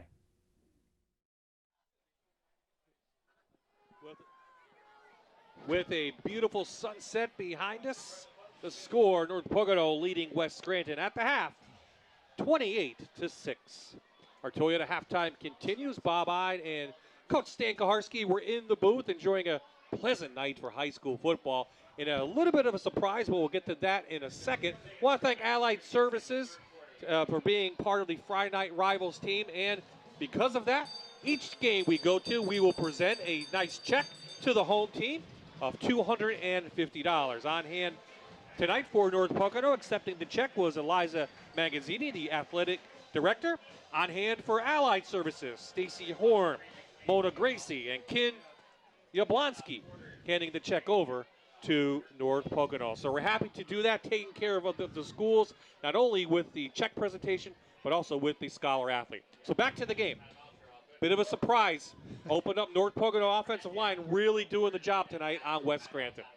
If you're giving out game balls, I'd give it to the 5 offensive linemen. I know that Jacob Owens scored 4 touchdowns and Michael Scott has run the ball effectively as well, but none of that happens without those guys up front. So kudos to those young start men. off pretty good for the Trojans. Opening kickoff. Let's go to the highlights right now. And this is Ribel. 70-yard return, Coach. It's a backbreaker. It not only puts you in position to score, but it does wonders for your morale. It gets the other team down a little bit to some degree because now they're playing at a disadvantage. So Owens gets a touchdown. The defense does a nice job on the brand new quarterback. They take it back down the field. Suddenly it's 14-0. How about this Owens kid? Well, he's the real deal. He was their man last year in spite of the fact that they threw the ball as much as they did, and he certainly carried over to this year. Well, West comes back. Merrifield throws it up to Forsetti. Owens with his 4th touchdown, and that's where we stand right now, 28-6. Coach Fahey now with Mr. Grippy. Paul. Okay, Coach, at halftime, you find your team down 22. So what's the message in the locker room that you gave to your team? Well, really, we can't go backwards and control, what we did in the first half. We can't control the scoreboard right now, but we need to control how we execute within our schemes, and one play at a time. There's still belief in my locker room that we can get ourselves back in this football game. We're trying to fix a couple things defensively. I think, we're getting exposed a little bit up front, which was a concern coming into this game. But it's still, fixable problems. Believe in each other and believe in your teammates. And, we're going to play it one play at a time and not let the scoreboard dictate, how we perform. You'll get the ball to start the third. So what will you focus on in that first possession? Well, again, executing, trying to be balanced with the run and the pass. We showed at times we're just inconsistent. I mean, we were able to move the football on the ground. We had some, protection breakdowns at times. We shot ourselves in the foot at times offensively with penalties and putting ourselves in bad situations. So correcting those things and just simply executing our offense, the run and pass game, we believe we can get ourselves back in this game. Okay, Coach, thanks a lot. Bob, West Scranton finds themselves in a hole, but getting the ball to start the second half is going to benefit them. Oh, it is, and a nice crowd on hand. And let's go to some stats quickly for Coach Fahey's team. 154 total yards, 104 on the ground. Kevin Williams right there. He has 10 carries, 68 yards. Merrifield through the air, 5 of 9, 50 yards and a touchdown. North Pocono, meanwhile, 183 total yards, 143 on the ground. Owens, 96 yards on 15 carries and 4 touchdowns. So there you see it. To Coach Fahey's point, up front is where it starts, and you talk about that all the time. Yeah, he gave, I think, a pretty accurate recap of what the first half was all about. Yeah. He didn't pull any punches. He, again, emphasized that they're going to play one play at a time, and they're just going to try to get back into this game. And they did shoot themselves in the foot. They're going to get good field position to start this one. Number 23. Willingham. Looked like Mollett there, 23. It was 23. Wellington. So here come the Invaders back out. There is Caden Merrifield, first year starting. Played 2 games last year. Good athlete. We've seen it at times tonight with his legs and through the air. But really they have to establish, I think, Williams again. There's an urgency, obviously, with the way the score is, but they've got to be somewhat patient and establish that run and mix it up a little bit with some play action, perhaps. They're going to come out and throw it. No one to throw it to. Merrifield downfield, trying to hit Darbenzio, goes out of bounds. That's tough going to your left, your right-handed quarterback, and to be able to throw the ball accurately. Well, considering he is a first-year starter. Well, he played a little bit. I think he played in 2 games. Yeah. He threw the ball some 30 sometimes, but he threw for 350 yards. But again, Coach Fahey emphasized to me that he's a real smart young man. He's got poise and he's got leadership skills. They did have one nice drive of 65 yards to get their points on the game. They did a nice drive here. Back to Williams. All red jerseys around him. Bob, when he runs inside the box, he's not getting very many yards. Pocono's clogging that up pretty effectively. When he's been effective, it's because when he's headed up into the B gap or C gap, or he's bounced and gone to the D gap at the outside areas. Williams, 11 carries, now 70 yards tonight. Their only touchdown for West came through the air. An important series. I think West, you have to do something here. You can't give it up, I think. Now they're going to roll him out to the other side. Nice pass and just in and out of the hands of Williams. If he pulled that in, he had some running room and, more important, a first down. But instead, they're going to punt it. You watch this. He really zips this ball in, and maybe a little too hard. But again, there was an underneath coverage there. You saw Jacob Owens, so he had to get the ball over his head. When you're throwing the ball like that, there are windows either side of and that one went directly over his head.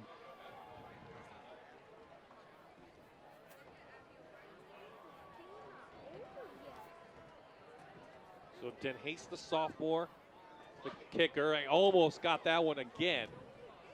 Instead, it's going to take a nice West bounce.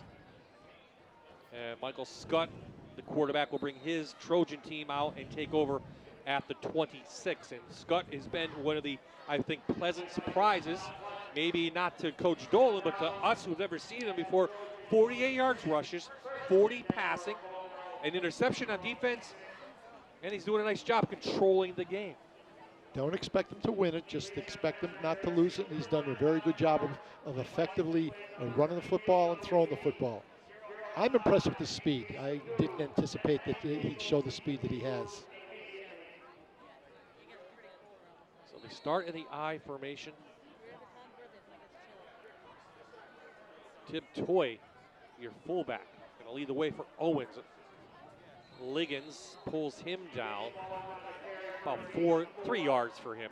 They're consistently pulling that right side back to the left side of the offensive line.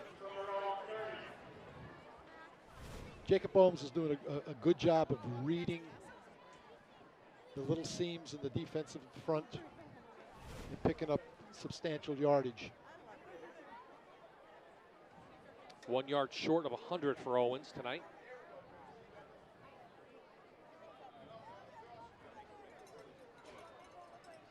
Oh, Liggins and company there to meet him. No gain on the play. Bianco and Ryan Bianco. You'll see here, Liggins just beats his man inside. It was actually Bianco who had the first hit. Yes. Yep. 2 guys who returned, have been a couple year starters. Both competitive guys. So big third down for the defense of the Invaders. They need to get the ball back. Down 28-6. Bit of a surprise here. Trojan Stadium thought it'd be a little more closer than that, but give credit to the Trojans. Scott back. Oh, on a fly, and he connects.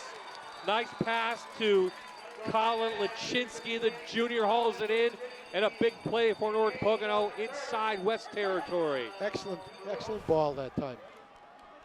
3-step drop, just lays it in. The receiver beats the defender to the inside. 27-yard gain, and Scott again.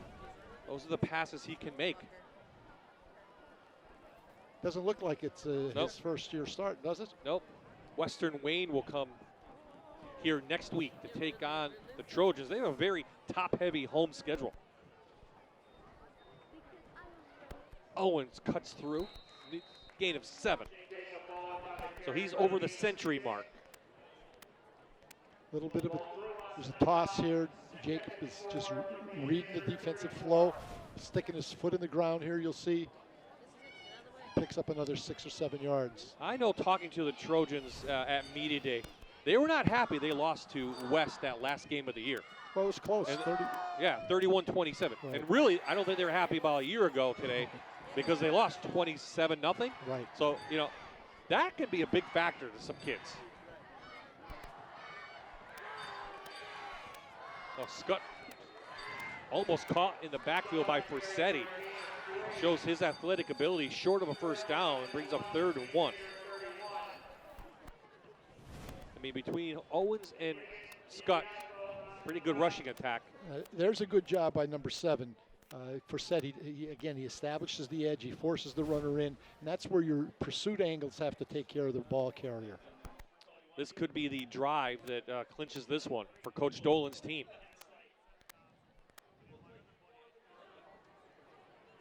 Sneak. Yep. Easy first down.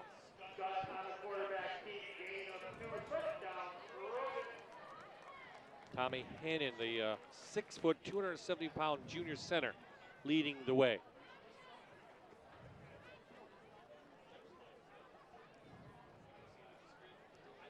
There's a age-old argument as what down is the most important down. Is it 3rd down or is it 1st down? You got to make plays on 3rd down. If you make plays on 1st down, you put yourself in a really good position.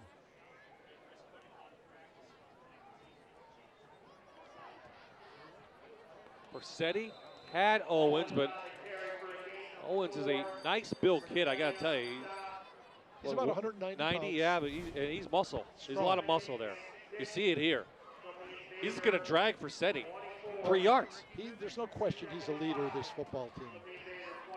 He's got a lot of experience playing from last year, both offensively and defensively, and he's certainly shown himself to be a leader tonight.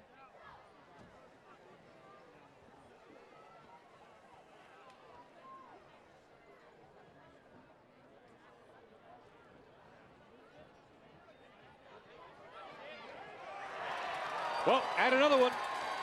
Owens' resume looking pretty good after the first night. 5 touchdowns, over 100 yards, and added 25 more for Jacob Owens. Now, Bob, I don't know if we're going to see this on the replay. When this play was over, there were 5 West Scranton players nowhere near where the runner was.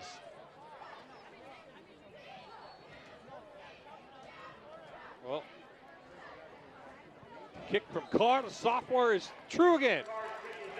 North Pocono extends their lead here at home, and the crowd is happy here in Moscow. We'll take a quick timeout, come right back.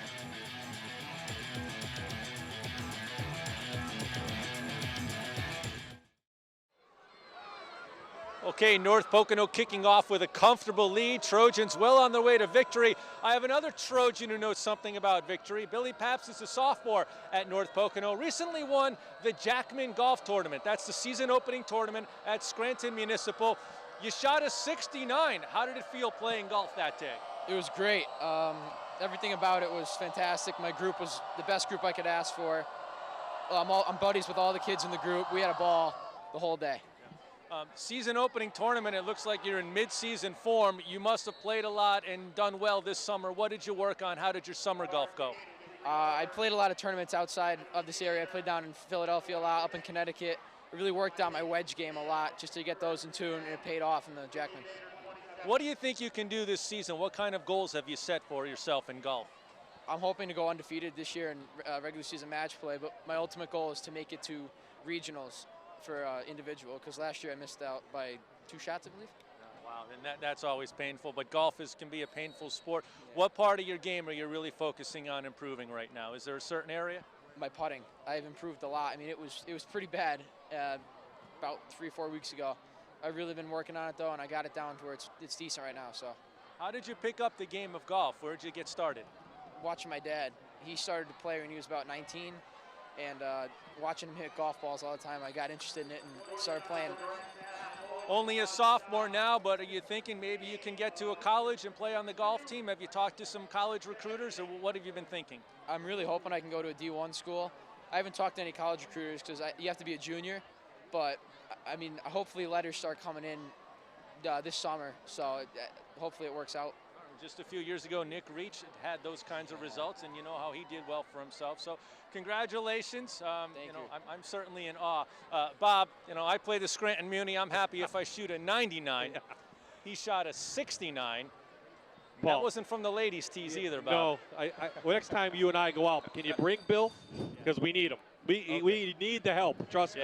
He can these give young us some kids, tips. they're good. Yeah, these young guys, they pick up the golf. But congratulations to him.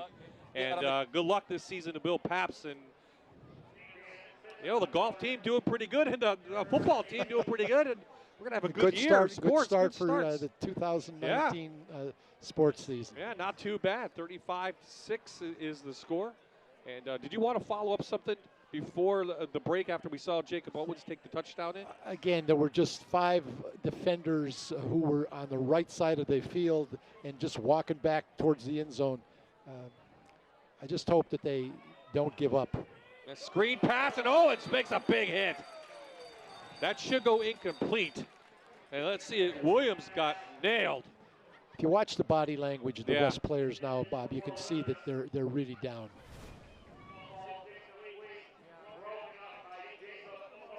Yeah, that's Owens. 7 touchdowns or 5? How many? 5 touchdowns. Yeah, it's only 5 tonight. 7 for each 35. North Pocono's had some pretty good tailbacks. Yeah. I wonder how many touchdowns is the school record for a single game. So the defense hanging in there for West. They're still going for the block. Scott will let it bounce, and that's a wise choice. No one got hurt on special teams, and they'll down it at the 28. Talk about Owens. Last year in that game in the playoffs, Owens had 23 carries, 139 yards, and a touchdown. Well, last year he scored 7 touchdowns in 11 games. Yeah. So he's got 5 and 1 in 3 quarters. That's a pretty good start to your season. It is.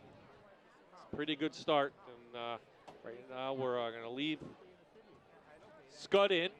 Even though the team's up big, this is almost like a scrimmage now. You don't want to get anybody hurt. Well, but it's funny you say that because Coach Fay, he said that to me. Big hit by Bianco. That's the fullback, number 24. Damian Howe. Picture tackle. Oh, he's an all league player too as well. Bianco's been around a couple years now, playing well from that linebacker position. And as we said, North Pocono on its way, 1-0 start. Western Wayne next week.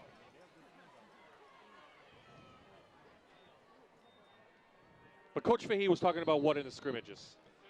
Just that, again, inexperience. The guys not doing necessarily is the kind of job that they have to be as number ones. And he was just hoping that they would learn from their scrimmage experience and play much more effectively. But he said it was almost like a second scrimmage this first game because he really doesn't like having only the one scrimmage. Well, it's a long season. I mean, literally these two teams could meet in the postseason, and we're talking about that into November. So they did last year, and the way 4A is playing out, toss to Owens, cuts it inside, give 5 more to him, and he's over 145 now. Now, if we charted these plays, the number of times that they've run to their left far exceeds the number of times that they've run. So if I'm the defensive guy calling the fronts, I'm going to make sure that we're stacking that one side, doing something to try to prevent that from happening. Doesn't get any easier for West Scranton. No, it doesn't. No, who are they playing next week? Delaware Valley. One of the toughest 6A teams. Go to Valley View, former District 2 4A champs. Bianco with a nice drive in there. He's showed great defensive play on this series. Then they have Lakeland, a top team, Scranton Prep. I mean, it is a tough start for West. Yeah, it is. Bianco's just shooting those gaps. He's an inside backer. He's very aggressive. That was a picture tackle again.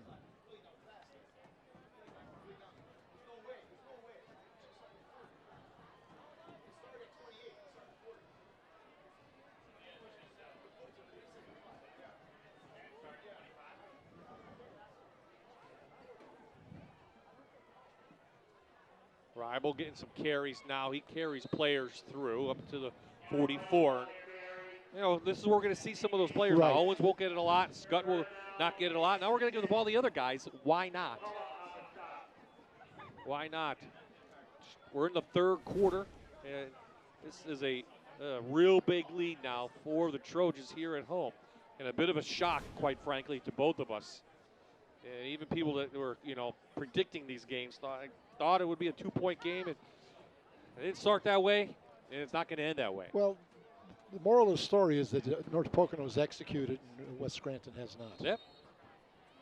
Coach Dolan now called a timeout.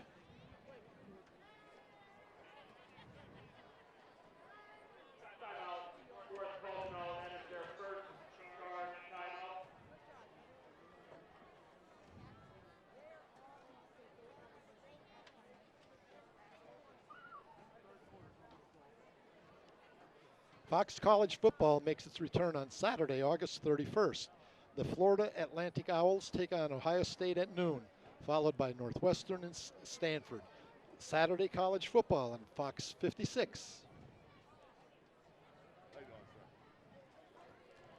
Well, we're here, football season. NFL's a couple weeks away. College football starts tomorrow. Florida and Miami kicking it off with some, along with some other games here in high school football. We have this game. We have a Sunday game, don't we? Don't forget that. Sunday afternoon on ESPN2. 2 o'clock. Yep. Southern Columbia goes to Hammond, South Carolina, down in Columbia, South Carolina. We learned an interesting thing this week at our vlog where this team from South Carolina scored 500 and some points in, what was it, 13 games. Yeah. And it was also noted that Southern scored 800 and some points in 16 games. Well, we don't have the Tigers on our schedule, and quite frankly, I don't know how close some of their games are going to be. I think their chance of losing not only comes Sunday, as we see the penalty, but maybe Mount Carmel next week, because you're going away, you're looking forward to the Hammond game, you come back, suddenly you have to play a rival who's a pretty good team. Mount Carmel has Division I players too. And that's going to be a tough game, and it's going to Saturday night. So, but then I think the Southern train just keeps on rolling after that, quite frankly. So, you and I continue to be amazed at the quality of players they have. Yeah, yeah. And there's quality players all over the place now.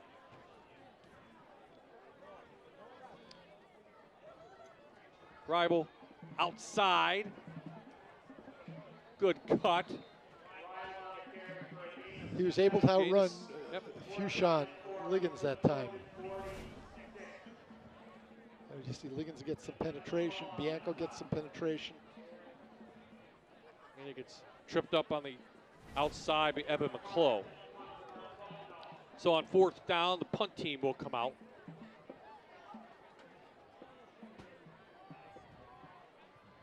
Jordan Carr is a soccer player, is that correct? Yep. That's what I like to see. Soccer kids playing some football. He has a nice leg, too, when he gets into it. This is a little low-line drive. Oh, and it's fumbled away. McClough back there, I think. Yep. West Scranton has not been able to handle any of the kicks, whether they're the kickoffs or that one punt.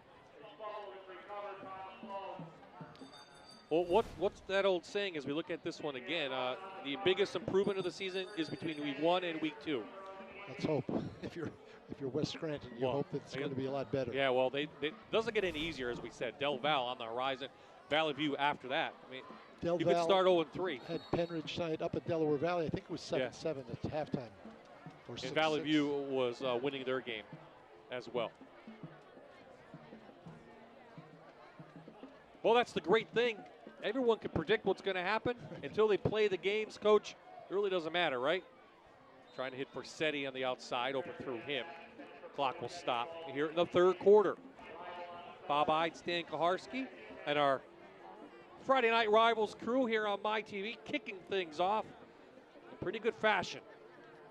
You might notice some new graphics. We have new sponsors. Our crew is, again, doing a award-winning job with the pictures. It's nice to see the network reaching out to the community in conjunction with Allied and certainly with the student athlete being here with football tonight. Great recognition for our athletes here in northeastern Pennsylvania. And Merrifield didn't like the play or didn't know the play, so timeout for Coach Fahey and the Invaders.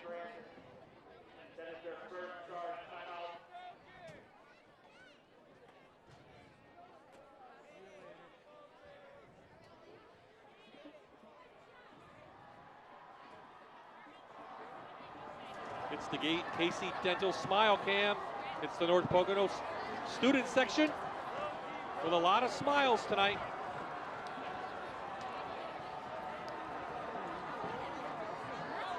I don't know if they'll be smiling when school starts Monday. Well, they're having a good time. But they're having a good time tonight. One day at a time. That's Bob. it. That's it. Oh, nice to see them come out though and support their team, even though they're not in school yet. West Scranton has a nice faction over there of students, I should say, across the way. And why not? It's good football, and I'm sure they're a little disappointed back in the west side. Coach Fahey will get these guys going and see what happens next week.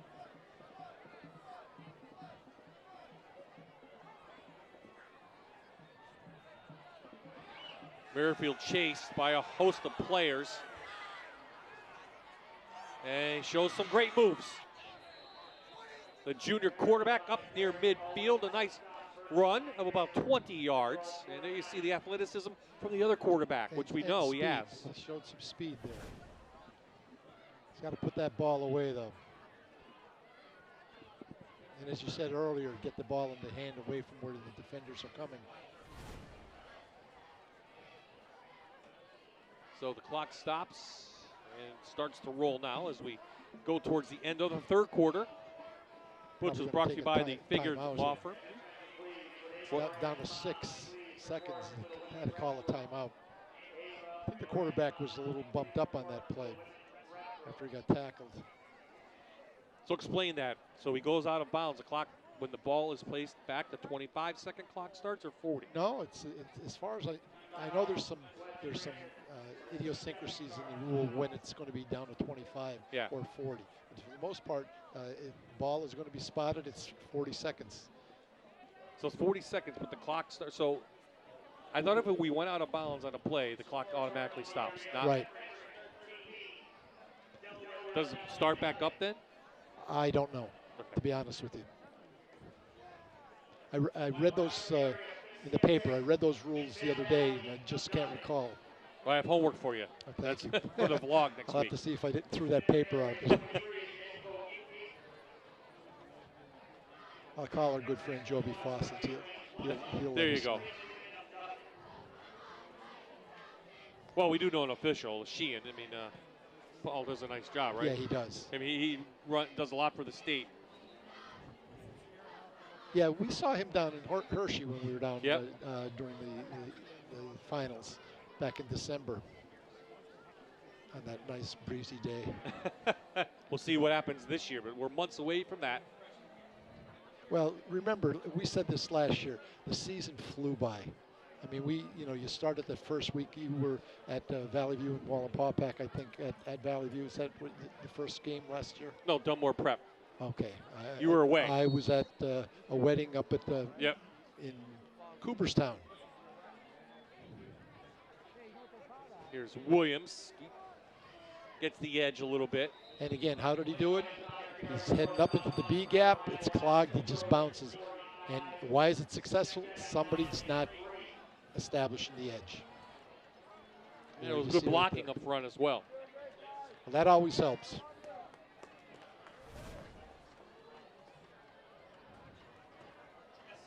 The clock stop, he does go out of bounds. Again, it's just the third quarter. They're inside North Pocono territory. West trying to get some points on the board. Really getting something positive out of this game.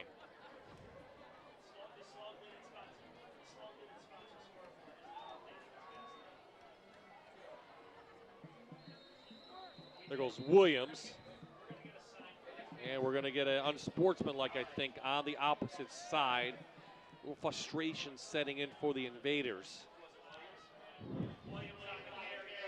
And we're going to see a little bit of cramping, too. Dustin Moss there, you see. You saw a couple of guys getting stretched out before. Now that play clock is running. It's down to 19, and it started at 40.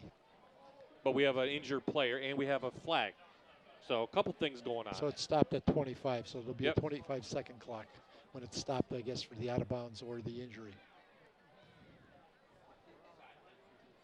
Well, let's talk about 4A. You see North Pocono, what they're going to have. We know what, but really the talk is Dallas, Valley View, and Berwick. We just don't know in what order. That's what the 4A competition is this year. Again, just like last year, but I couldn't tell you. We'll get I think tomorrow we'll take a trip up to Clark Summit and see Berwick. Berwick and people were impressed with Abington in their scrimmage, but we'll see what they have, yeah, right? Absolutely. At Valley, we know what Valley View has. Dallas has Starbuck back at quarterback. They have Kelly in the backfield. I mean, they have their line Claudio, pretty the much. Receivers. Yeah, I mean. And a big offensive front.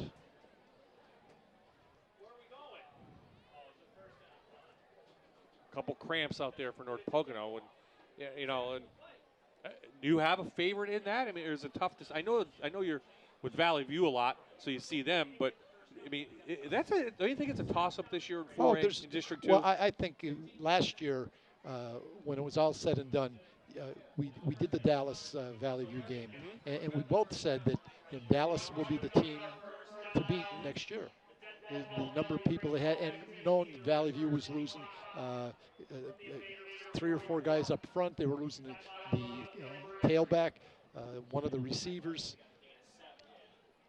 Plus, we knew Starbuck was coming back. Right. Even though Zapatiki did a nice Kelly. job. I mean, they just were outmanned last year when they played Valley View in both games. But again, a lot of people felt that Valley View was going to have to take a step back simply because of the people they lost. But I'm not part of that group. They'll be okay. Now, are they going to be able to beat Berwick and Dallas? We'll see. The other thing, Bob, we can't predict injuries. No, that's the thing, too. You go to the get season. some key injuries. Yep. If Starbucks goes down, do they have a quarterback that's going to go in there? I was looking at the stats from last year. We did the Loyal Sock game, and Connor Watkins got hurt. Right. And what I saw was the Kavanaugh. Chase Kavanaugh. Chase Kavanaugh. He wound up leading the team in rushing and passing. Yeah. I couldn't believe that. I said, and we saw him down at the media day. He's tiny. He's not a big kid. No. Connor Watkins was 6'3". Yeah. Very athletic, good baseball player, right? Yep. And Kavanaugh looked like he was in 8th grade, but he played pretty well. He did. They have a tough one. We talked about that in North Schuylkill tonight, but and they're actually losing Laurel Sock, but that's the difference. You don't know. Well, I said that the other day. We don't know what we don't know, and kids that come out and they're the stars this year. Nobody knew who they were last year. Yep. Look, both players who were down for North Pocono have walked off the field. Looks like just cramping. So back to the field. It's a first down for West Scranton.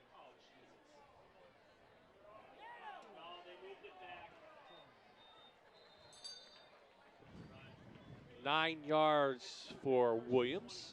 He gets the outside again, coming right at you. Shows that burst of speed.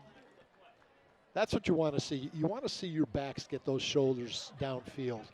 You don't want them running laterally. You want them to put that foot in the ground as soon as they see an opening and just accelerate. So that will do it. Third quarter's in the books. North Pocono adds a touchdown. They extend their lead as we head to the fourth. It's the Allied Services Friday Night Rivals. You're watching Allied Services Friday Night Rivals on MyTV WQMY. We are back in Moscow on a beautiful evening for week 1 of high school football. The Allied Services Friday Night Rivals game of the week. North Pocono leading West Scranton 35-6. Bob Hyde, Coach Stan Kaharski, in a game that we thought would be much closer, quite frankly, but give credit to the Trojans. They came out, they established what they wanted to do, and next thing you know, they're up big at the half, and they added one more in the third. So that's where we stand right now. 35-6 is the score. West Scranton on a second down. Caden Merrifield zips it through. Nice catch to Esquilin. Skylar Esquilin. Yep, Esquilin makes a nice catch, and that's what I think we expected to see early on. Merrifield's shown an ability to throw the ball on the run. He hasn't been as effective in the pocket, but certainly when he gets on the edge, he's thrown some good footballs. He's been more accurate on the run than he has been from the drop back position. So West putting a little drive together at the start of their own 26. Trying to get back something in this game. Williams has done pretty well himself, but likes that ball on that hand. Oh, he fumbled it. It's still on the ground. And North Pocono has it. All I know is the ball was down, then picked up. And next thing you know, it ends up in the hands of Ty LaFave.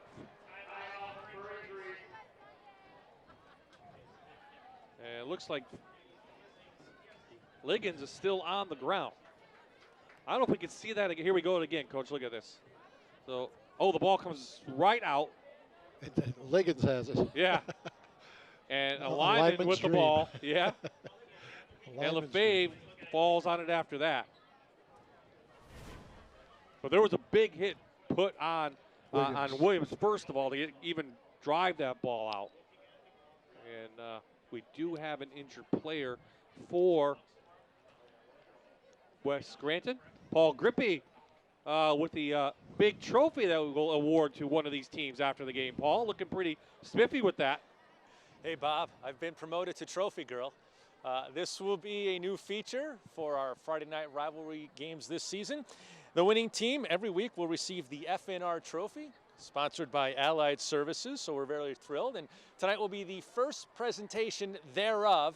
And if this score holds up, well, if it doesn't hold up, we got something to talk about. But assuming this score holds up, North Pocono will be the proud winner and first-time inaugural winner of the FNR Trophy, sponsored by Allied Services. Nice-looking football on a wooden pedestal. It says FNR, and I understand if you ask nicely, it will be autographed by Bob Ide. Paul, I heard you signed the bottom already, so it's already worth at least $1.50. You think I make a good trophy girl? Paul, no comment. Okay. No comment, Paul. You'll be doing a nice job after the game. I think it's pretty fair to say if the score hands up, it's going to be Jacob Owens and Michael Scott, our players of the game, our Allied Services players of the game, and give that trophy to Coach Stolen. And I want to thank everyone from North Pocono, the administration, for welcoming us here in week number 1. I always love coming up to Moscow.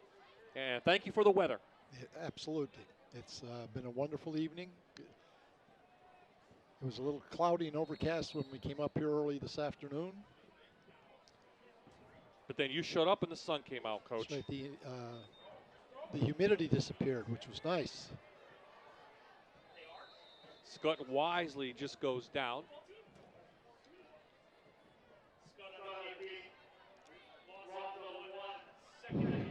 Now it's all about running the clock, quite frankly. Don't get hurt. Well, you wonder whether there's going to be any substitutions. Well, it's an opportunity if there is a backup quarter maybe to get a little bit of play for. You don't know. No, you don't. Scott runs the ball a lot. I'm sure that when the clock gets down to a certain point, there'll be some mass substitutions, probably on both sides.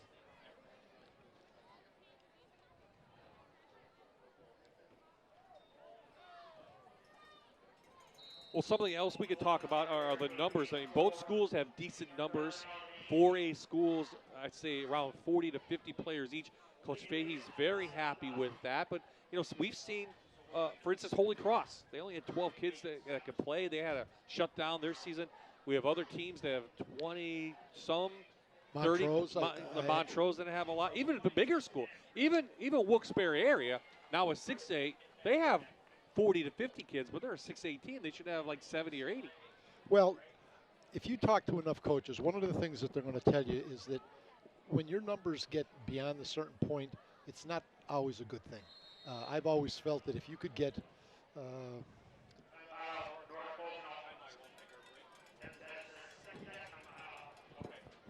if you could get somewhere between 42 and 45 players, that's almost an ideal situation. If you have them broken down by grade, if you have 13, 15, that type of thing, because you can't coach 70 kids. You really can't. You're working on your first units. Do the numbers. 11 and 11. That's 22 players. So if you have two sets of offense and defenses working, that's 44 players. If there's 75 kids, you got 30 players. What are they doing? And how many coaches do you have? Yeah. It's a difficult situation to get a lot of unhappy players who aren't playing. Well, there's another point after that I do want to bring up, but let's take a look at the first the schedule for West Scranton. We talked about it already. Tough. Real tough. I mean, until that Pittston area game, and still, I think they're a pretty good team. They could start 0-4. I mean, 0-5. I mean, Lakeland has a lot returning. Prep again, we know how good they could be. Valley View defending champs. I keep repeating myself, but really, it's gonna if this West Scranton team shows up that played tonight, they're gonna be 0-5. Yes. And I know they had high expectations and still do after 7 wins last year. Owens with a gaping hole again.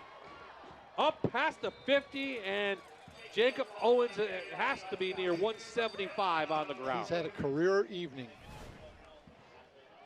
Good blocking. Number 58 hustling downfield, looking for a white shirt to block. Number 3 is down there, Logan Keating. Keating had a big initial block. They're bringing some guys in. The point we'll continue to talk about, another trend I hear from coaches, teams are canceling JVs.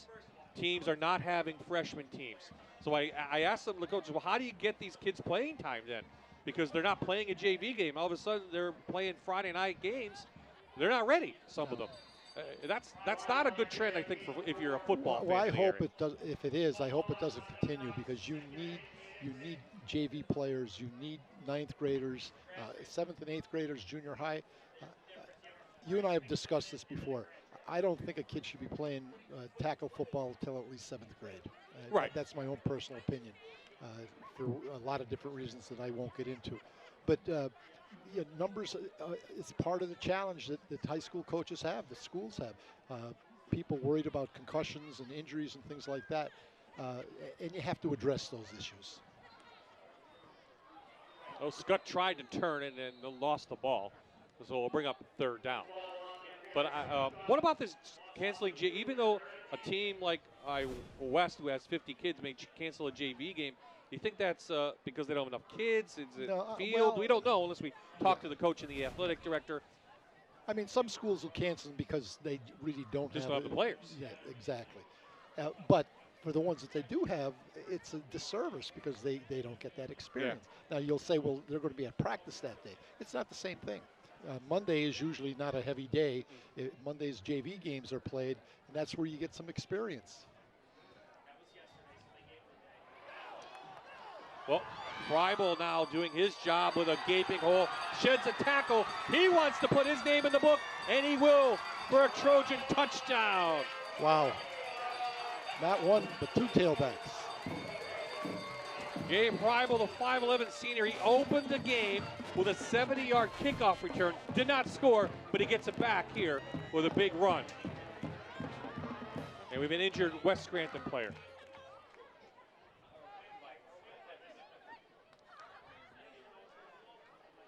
Six touchdowns on the board now for North Pocono. They'll be happy in Moscow tonight. He's a little bit tired.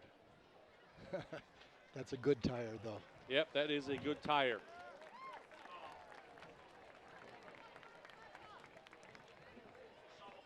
I believe Rondell McCullough, number 57, who was down before, came back, shaken up again on that run. He walks off, so good to see that. Carr on for another extra point. He's having himself quite a first evening as a kicker.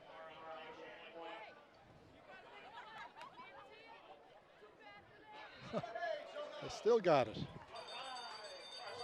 Give the credit to the holder on that one. What is it?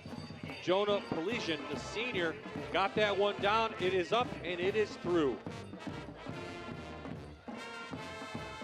So on the Allied Services scoreboard, North Pocono adds to their lead as we head towards the end of this one. Well,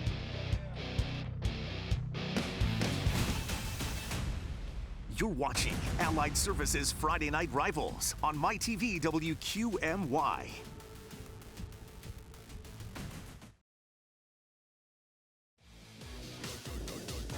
We are back in Moscow. The Trojans with a big lead. It's time now for the Keystone College kickoff. Jordan Carr and probably scoop this one. They haven't really kicked it deep all night, and he does again. And West has had trouble. We'll be practicing that this week. Williams gets it at the 6. McClough. And a Holster red right there. Yeah, there looked like there would be about 9 guys on that tackle. Yeah. Yep, not one in the book. So here comes West Scranton. See who they bring out now.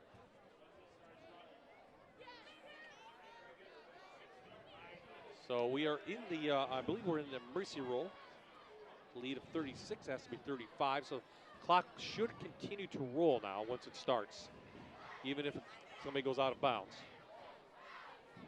I got it, and this is just a shock. Yeah, when people watch the late sports tonight on TV or pick up their paper tomorrow, they're going to say, what? And back to the drawing board for Coach Fahey. Who I know he thought he had some great practices, and he did. Saw the kids were working hard in the weight room. They worked hard in some of the summer practices. When I saw them, there was a lot of motivation. They were a lot of confidence. Definitely a lot of confidence. Well, that's going to be the challenge. To come back and the cramp. Go ahead. Come up and put this behind you. Start all over again. That's Mason Spano that cramped up. Well, it even tells you, even on a cool night like tonight, your cramps are still going to happen week number 1. It's adrenaline. I know when I played, oftentimes you see kids cramping up early in a game simply because they're so hyped up. A lot of starters are out for, I think. Yes, there are. Well, I still see Jacob Owens in there. Merrifield still under center.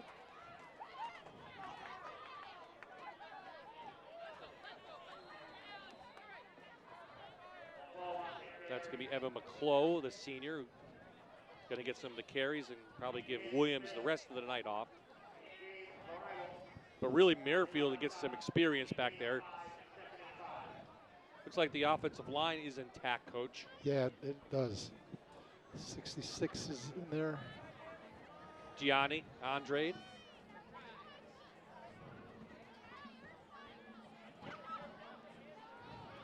Both teams, looks like their starters are in. Maybe a couple of second teamers, that's about it. Out to McClough. Trying to get a block. He can't get the edge. And the player of the game, Jacob Owens. He's done it all tonight. Yeah,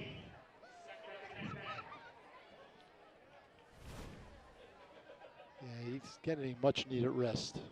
What do you like about that play, what he does? The defensive play? Yeah, what is he? Again, he kept his leverage. His shoulders were square.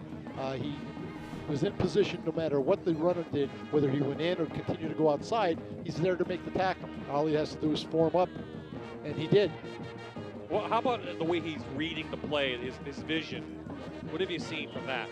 Again, you want to stay square to the line of scrimmage as long as you possibly can. The running back has to make a determination. I mean, you watch great running backs. They'll put their foot in the ground and accelerate, or they'll head shoulder feint. But you want to keep everything inside, so you get some help from your other defenders.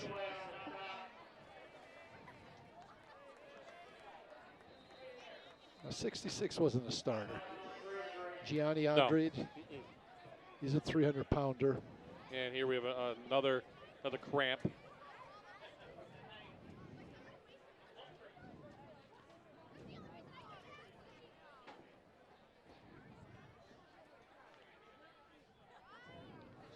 Let's take a look at what North Pocono has. We were going to do the Western Wayne game until we flip-flopped some games around. So Western Wayne, Scranton, Abington, Del Val. I mean, North Pocono gets a little momentum going. You know, they'll contend for not only the division title, but also in districts. If you look at last year's schedules for both of these teams, each of them had a run where they won 4 games in a row, and then a loss or a win, that type of thing. And their records reflect that: 7-5, 6-5. You know, Scranton Prep plays Dunmore tomorrow, so question marks with the Cavaliers. They do return a lot of athletes. They'll have a new quarterback. Patty Grady takes over for Leo Boyle. Tucker Johnson will run the ball. Dunmore has a lot of skilled people. Question mark with Dunmore, their line. A lot of people looking at that game tomorrow. You know, Prep because of their line. Pretty big line, some inexperience there. That should be a good game. I'll be down there as well. Making the rounds tomorrow. Yes, 2 and 2:30, correct? Prep is at 2 and 2. 2:30. Yep, 2 and 2:30. Berwick and Abington up in Clark Summit at 2 o'clock. And Berwick again. A lot of athletes on that team. Laubach, quarterback, and Keegan Wilk going to East Carolina. Great athlete in the secondary. He'll get a lot of playing time on the offensive side. You know, Carm, DeFrancesa taking over. You know, down there. I mean, there's a lot of storylines this year, which are great. If you follow high school football, a couple big hits. I talked to Coach DeFrancisco down at the District 4, no, the Wyoming Valley Conference. I'm sorry, and he, you know, he said they've done pretty well in preparation. He said one of his objectives was to really institute and establish a greater discipline for the Berwick players. We have Berwick twice this year on our schedule. We'll take a look at our schedule in the next few weeks, but we do have them against Valley View and against Dallas.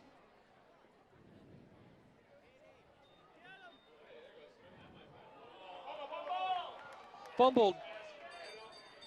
It's like North Pocono jumps on that. Flag comes in, but it's going to be Trojan ball right now. We'll see what the call is.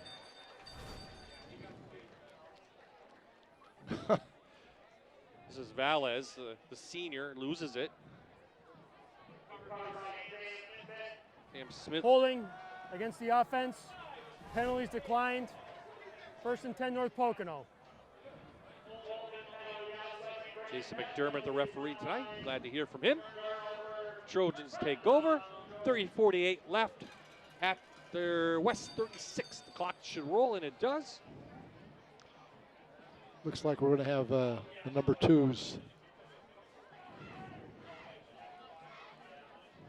So we'll pull out the sheet. William Soma, number 12, will take over at quarterback. Looks like his center will be 53, Dominic Bordiger. Sam Smith, the tailback.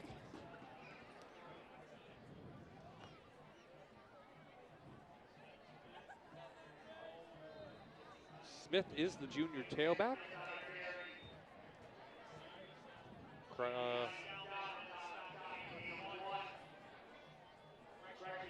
Also some backups for West Scranton in there. Looked like number 17 is in the game, Justin Sandoval. Number 24, Skylar Equilin. So we talked about the JV game. It's happening right now. As we come to the tail end of this one that started out. There's a block in the back. Yeah, one that started out pretty positive for North Pocono on a big kickoff return. That set the tone for the game. I mean, you talked about that third level of football, right? You talk about special teams all the time. That really set the tone for the game. It did. And it was followed up with a turnover. Yeah. 2 things in a row, and it gets you back on your heels. I've always said this, that we get a real sense of a team's character or an individual's character when they have to face adversity. And when two bad things happen to you, like they did to West Scranton, how were they going to react to that? Against the offense, 10-yard foul from the spot, replay second down.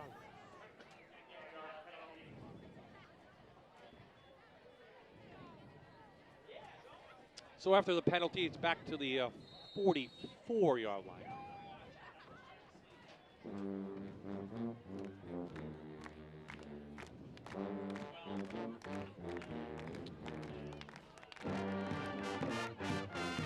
So the clock will roll, coming up on the 2-minute mark. Smith, he gets to the outside. Oh, nice move. On a dime, he cut. A nice run.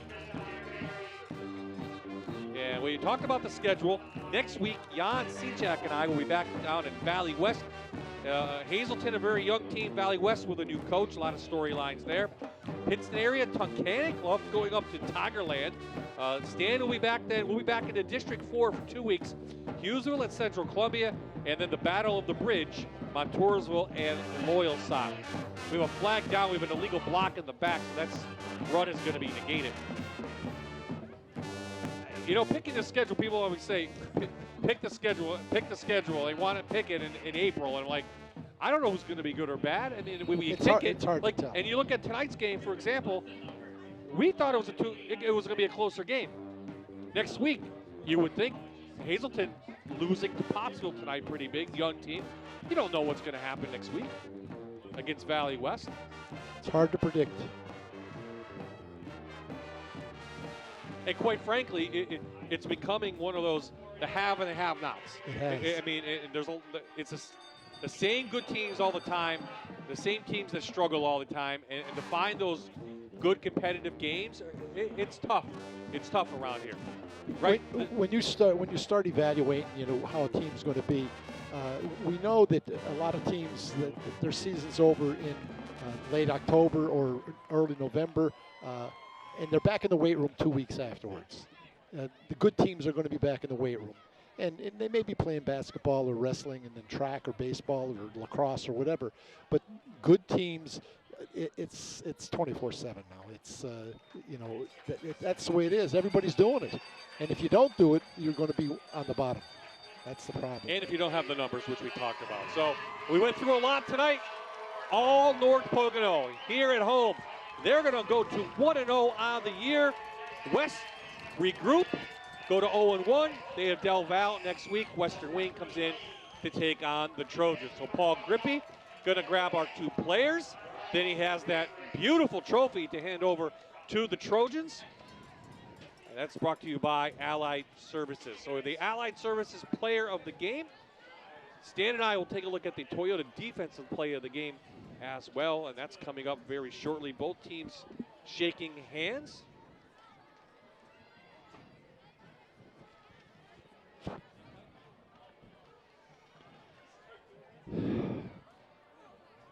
And to repeat ourselves again, North Pocono up front. I think North Pocono up front really was the story of the game. That's going to please the Pocono's coaching staff. They're going to look at this tape and they're going to see young guys that they were hoping were going to be able to play, and they did. They performed exceptionally well tonight. The fact that the tailback was able to run, give credit to the offensive line. Every good tailback knows that they can carry the ball as long as they have a good offensive line. Okay, Paul Grippy with one of our Allied Services players of the game. I'm with quarterback Mike Scott. Mike, your first game as a starter, new season. How did it go for you at quarterback tonight? How'd you feel? A little nervous under center, but I felt like our line, they put in a lot of extra work after practice, so they really paved the way for us, our win today. The line, and how about Jake's performance tonight? That took pressure off you. How'd Jake look? Jake looked great. Also, Gabe, the first kickoff, he brought it back, so it gave us momentum early. But Jake with the 5 touchdowns, it was great. How's this win feel, week 1, to win like this, Mercy Rule? It feels good. We did it for the kids that came before us, so it was good to get the win. All right, congratulations, Mike Scott, quarterback and the Allied Services player of the game. Thanks. Thank you. Okay, our other Allied Services player of the game is Jacob Owen. Paul's going to try to grab him. Of course, we have a trophy presentation as well. Paul now with Jacob. Whoa, 5 touchdowns for this guy, Paul. Yeah, Jake, you had 5 touchdowns. What was working in the running game? What was working? I mean, just keep the O-line positive, keep them going. Just push me open. I promise them pizza every touchdown I get. So, I mean, we play for something bigger than ourselves. That's what I try to teach them. You might have come in as the underdog, so does this game send a message to the conference? I don't care. We practice, we get better. That's all I worry about. That's all I worry about, every week by week. Thanks a lot, Jake Obams, Allied Services player of the game, and 5 touchdowns tonight, Bob. Not too bad, and I'll get some final stats, but he's got to be near 200 yards on the ground. And a great night for Jacob Owens, a great night for North Pocono all around. And Coach Dolan, and he's got his team over to sing the alma mater. And once they do, they're going to be happy when they leave tonight. But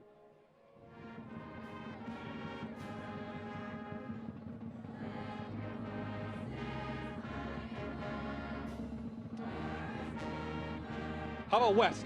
What do you look at film now? What are you looking for West? That's a good question.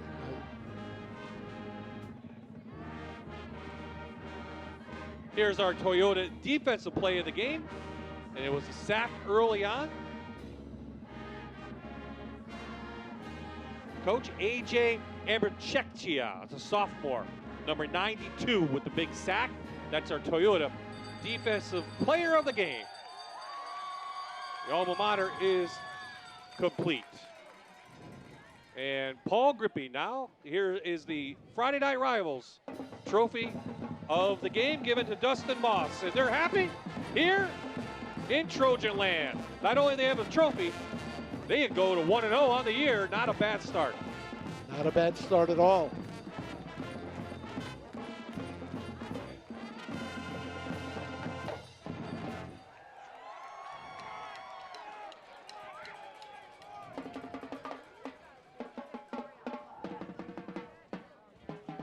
There is the Allied Services Friday Night Rivals trophy. Hopefully it stays in one piece.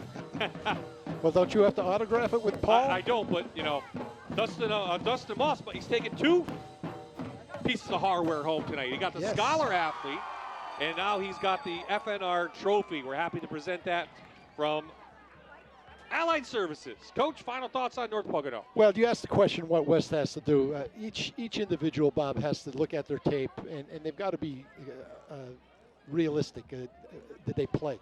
They should rate themselves on every play, and just as Coach Fahey would tell them, we got to get better. We have to execute. That's the name of the game. The team that executes more effectively is the team that's going to win most of the time. So that's what they have to do. It's not going to be easy, though. Not going to be easy at all with their schedule upcoming. Well, that's going to wrap it here as Coach Dolan talks to his team. A big 36-point win over his friends from West Scranton. For the entire Fox 56 sports crew and for the Allied Services Friday Night Rivals Game of the Week, for Paul Grippy, Stan Koharski, this is Bob Ide saying so long. Next week, Hazleton takes on Wyoming Valley West. We'll be on the air next Friday at 7 o'clock. Have a good night.